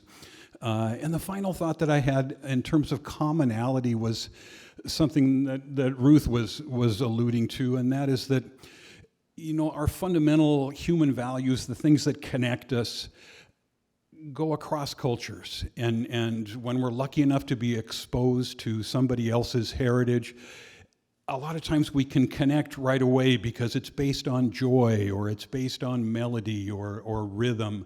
It's based on those things that bring us together as humans, regardless of what our individual heritage might be. And I've seen this with Kiki many times. I've seen when the band starts up, I've seen people who have been involved with Cuban music for many years, their faces light up because that's their cue. They're ready to go. But I've also seen people who are listening to it for the very first time and who feel the inclusion of the participation, who feel welcomed into the music without any judgment, just as they are, right off the bat. And I think it's just a wonderful experience and something that's fostered by the Ethnic Heritage Council. I had the opportunity to play with Kiki at about 5 years ago, I think it is now, at one of the Ethnic Heritage Council functions. And again, it's just a joy to see people who are open and willing to participate in someone else's heritage and to connect on that human level. We are all extremely fortunate to have the council and extremely fortunate to have Kiki in town with us.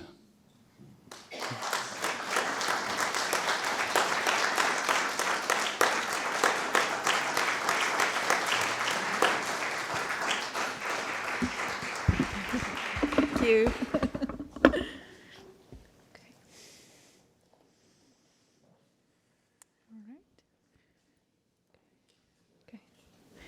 So I would like to present the 2022 Gordon Ekval Tracy Memorial Award to Kiki Valera for excellence in ethnic performance and leadership in the community in the traditional cultural arts. Congratulations.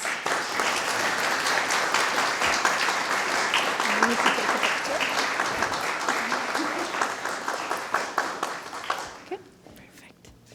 Congratulations. Thank you so much.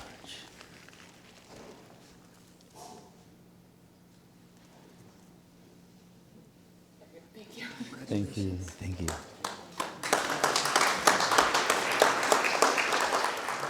Thank you so much.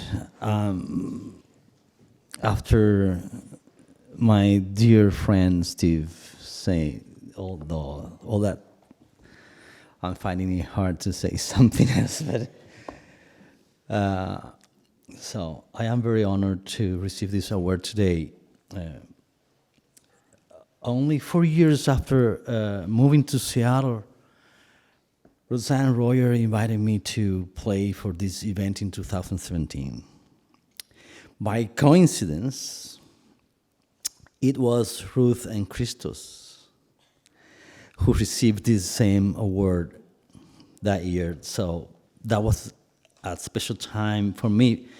And I was grateful to meet members of this organization and experience firsthand their efforts to raise awareness of diverse cultures in our community.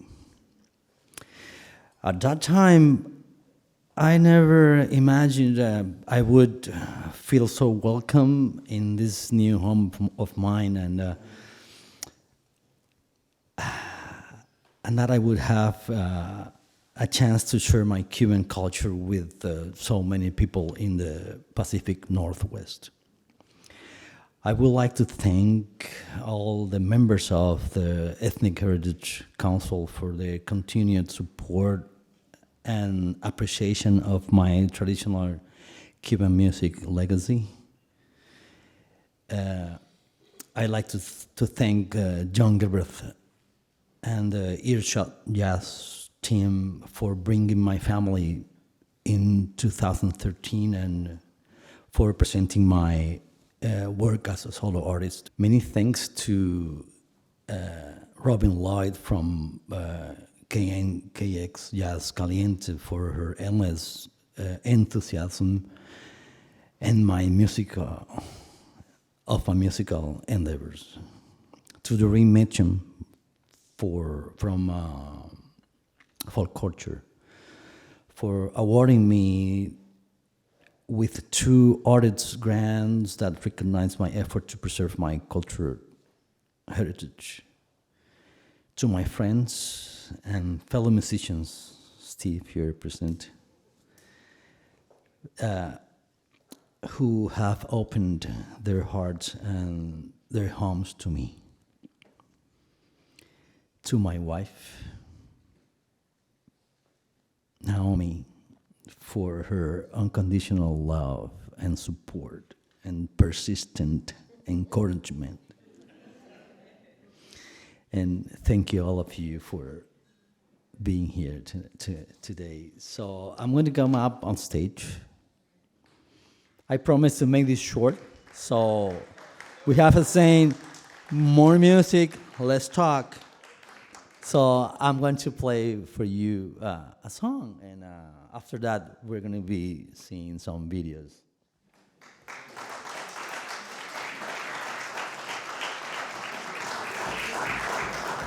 I was only 6 years old when my father, for my 6th birthday, said to me, okay, I have a gift for you. I was hoping for some kind of toy or a baseball bat or something like that, but instead he gave me a little Cuban tres. Tres is this kind of guitar from Cuba, which has 3 double strings, and it's very common in the traditional Cuban music. So, I mean, 6 years old little boy trying to get some sound out of these rusty strings. So,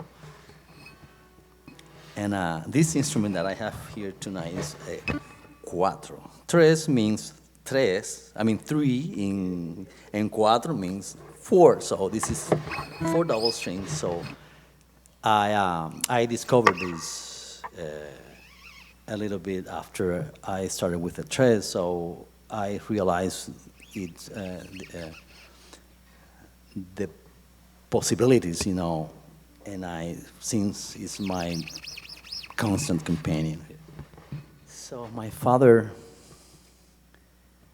as Steve said, we come from a family that in their gatherings we used to, you know, sing and dance, and it's like a party. So the first melody that my father taught me was something like this. Very simple.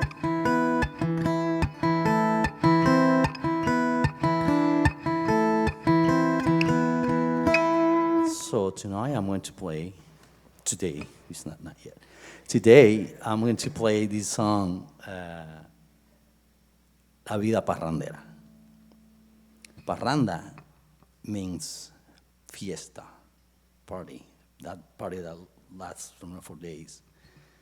So this song has been in my family for many generations, and this song was sung by my ancestors long before they were known as a musical group. So, Vida Parrandera.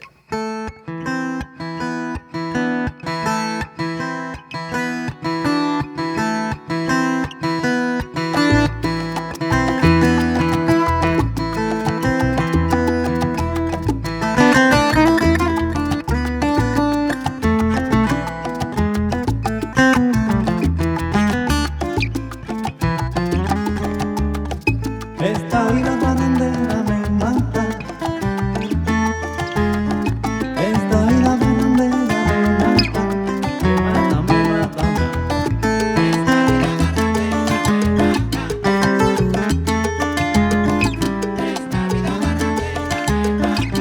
Me mata, me mata, me acaba. Te juro que me mata, me acaba.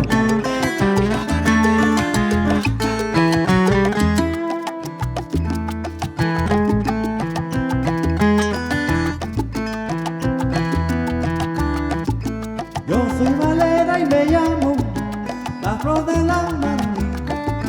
Yo soy Valera y me llamo la flor de la maravilla. Y vengo regando semillas por lo alto y por lo largo. Hasta que me mata. Te juro que me mata y acaba. La vida se acaba y me mata. La vida parrandera me mata. Muchacha, qué linda eres, no me canso de mirarte, pero no me atrevo a hablarte porque no sé si me quieres. Si alguno a ti te dijere que yo me muero por ti, no dudo que sea así. Y te han dicho la verdad, que mi corazón está resuelto a morir por ti. Me mata que me mata. La vida me mata, me acaba. Ya no tengo jeva ni plata.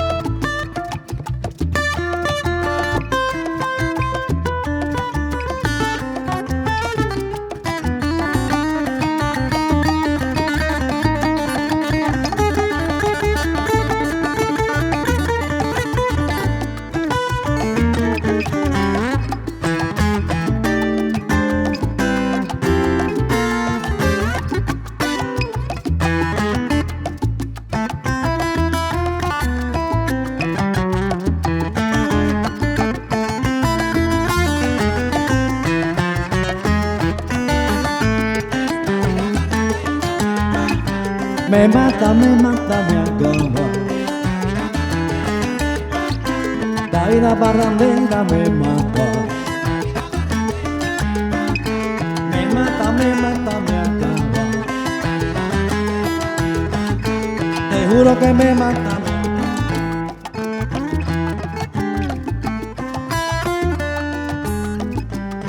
Como águila prisionera en la cárcel del amor. Como águila prisionera en la cárcel del amor. Mira si será dolor quererte y que no me quieres. Juro que te mata.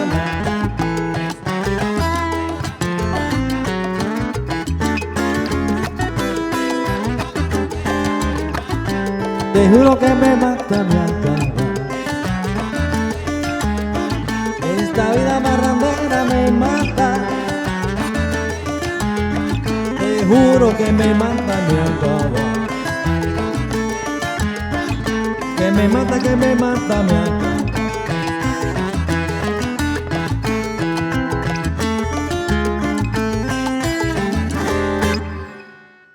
Me mata.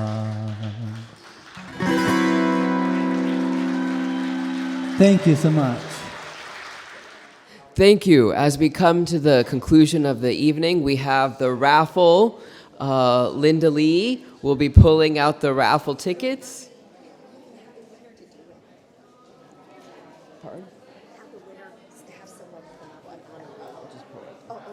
So I'm pulling it, and I'll read it, and then the winner will be. You have to be present to win or have the person's tickets. They must be here. Okay, the winner is 137308. Do we have a winner? I'll repeat it. 137308. Okay, one last time I'll read it. 137308. Okay. Oh, do we have a winner? Okay, I will pull another ticket.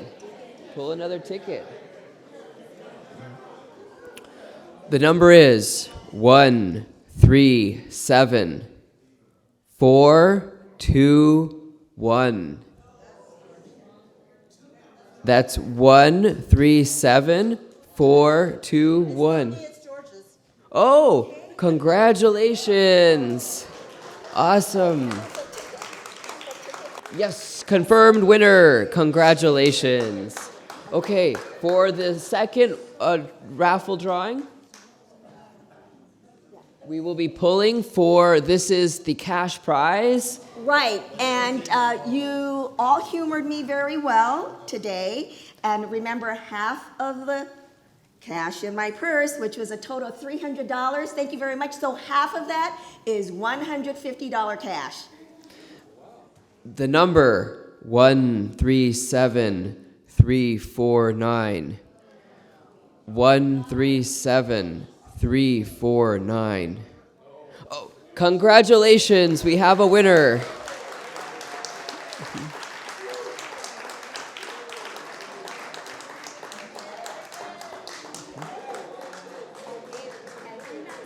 Confirmed winner, congratulations.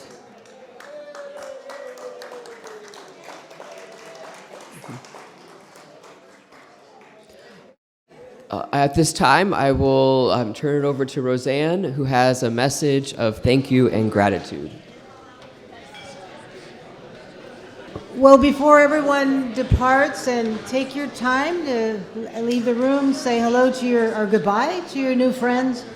But I did want to say a really special thank you to the MLK FAME Community Center. And you know, probably some of you have used spaces here to rent for some of your projects, but so you know that they do rent out this space. We're all looking for spaces to do our activities. They have other rooms, they have office spaces here for rent. They're looking to grow. So I want to say that, is Buddy still in the room? Buddy, are you back there somewhere? Is he back there? You wave your hand, Buddy. Buddy is just great, and he has helped us so much, and a special thank you to him for all of that. You see the other thank yous here. For Culture continues to support Ethnic Heritage Council. Also, the City of Seattle Office of Arts and Culture continues to support us. We're very happy about that. And I will just let you go ahead and read the rest of the thank yous there. But again, it just really has been, we couldn't have asked for a more perfect day. The sun is shining. So many inspiring messages here. So much reason, especially today, to find commonality and to remember our heritage, our parents and grandparents, everything that they went through for us to get to this point. I especially was so impressed with that family over there, the Horvat family, who clearly, absolutely revere their leader, their matriarch. And look at them, 3 tables full of, you know, people who have worked with them. Sue Isley, who started the newspaper with Marta, she came all the way from Oklahoma to be here. She came from Oklahoma And it's just the kind of thing that we can say while we all have problems within our families and within our organizations, that there is that thread of heritage. When Ethnic Heritage Council does their history workshops, it is for the purpose of keeping history as the common thing. We all live in the Northwest. That's the thing we all have in common. Everybody's story and history, I want to be more clear about that, well documented, the truth told, so we have a complete picture of who lives here and made the Northwest what it is today. It's really been an honor to the Ethnic Heritage Council, and I do want to just turn this back over for a moment to Otilia Baraboy, who's co-president, so that she can bid you farewell. But thank you all. It was really a pleasure to to know all of you who are award winners, working with you to get your histories down. And thank you so much for being here. If I may say a thank you to Roseanne, you know, the gratitude that is owed to you as founder and all the work you put into this program and other programs, we can never fully express it, or it can never be paid to you. And it would just be appropriate that we say thank you for all that is done for all from all the generations of the Ethnic Heritage Council in carrying the tradition. I just want to add one thing. You know, people often refer to me as a founder of the Ethnic Heritage Council, but I want to say to you that in January 1980, 57 representatives of that many organizations came together and actually formed the Ethnic Heritage Council. So I am a founding member. I'm not the founder. We were together for a couple of years and realized this was an important thing to do. And Helen Sablia over there and Marta were part of that very early group. Ali and Yasmin San in the back of the room from the Turkish community were part of that group. So it's good that it has lasted. It's really hard. It's very hard to bring people together. Look at the United Nations. They don't have an easy time. So it's not easy. But we welcome you to think about joining the board, becoming a volunteer, helping us with our history programs, which you think is really, really important. Knowing history, it's the thing that's missing now. If you knew more history, some bad things wouldn't happen. Thank you. Thank you. And before I turn it over to Otilia to have closing remarks and closing the ceremony, I want to thank everyone for coming and thank everyone who made this event possible. And again, congratulations to the award winners. We asked the award winners if you could just stay for a final picture. But thank you and congratulations to everyone. Thank you. Otilia? Thank you, everyone, for coming today. I know it's a beautiful day outside, and I just wanted to thank you from all of us at the Ethnic Heritage Council. Please come to our events, join our board. Like Roseanne said, this is a noble mission, and I think all of us here today relate to this mission of collaboration, dialogue between different groups and communities. So thank you again for coming. Stay tuned. We will publish the pictures on the social media and send the pictures through the newsletter. So again, if you are not subscribed at our newsletter, please do, and stay tuned for what's going to happen in 2023. Thank you again. Thank you, Roseanne, again. Thank you, the awardees, and all the communities present here today. Yeah. Oye, Carlito Cascán.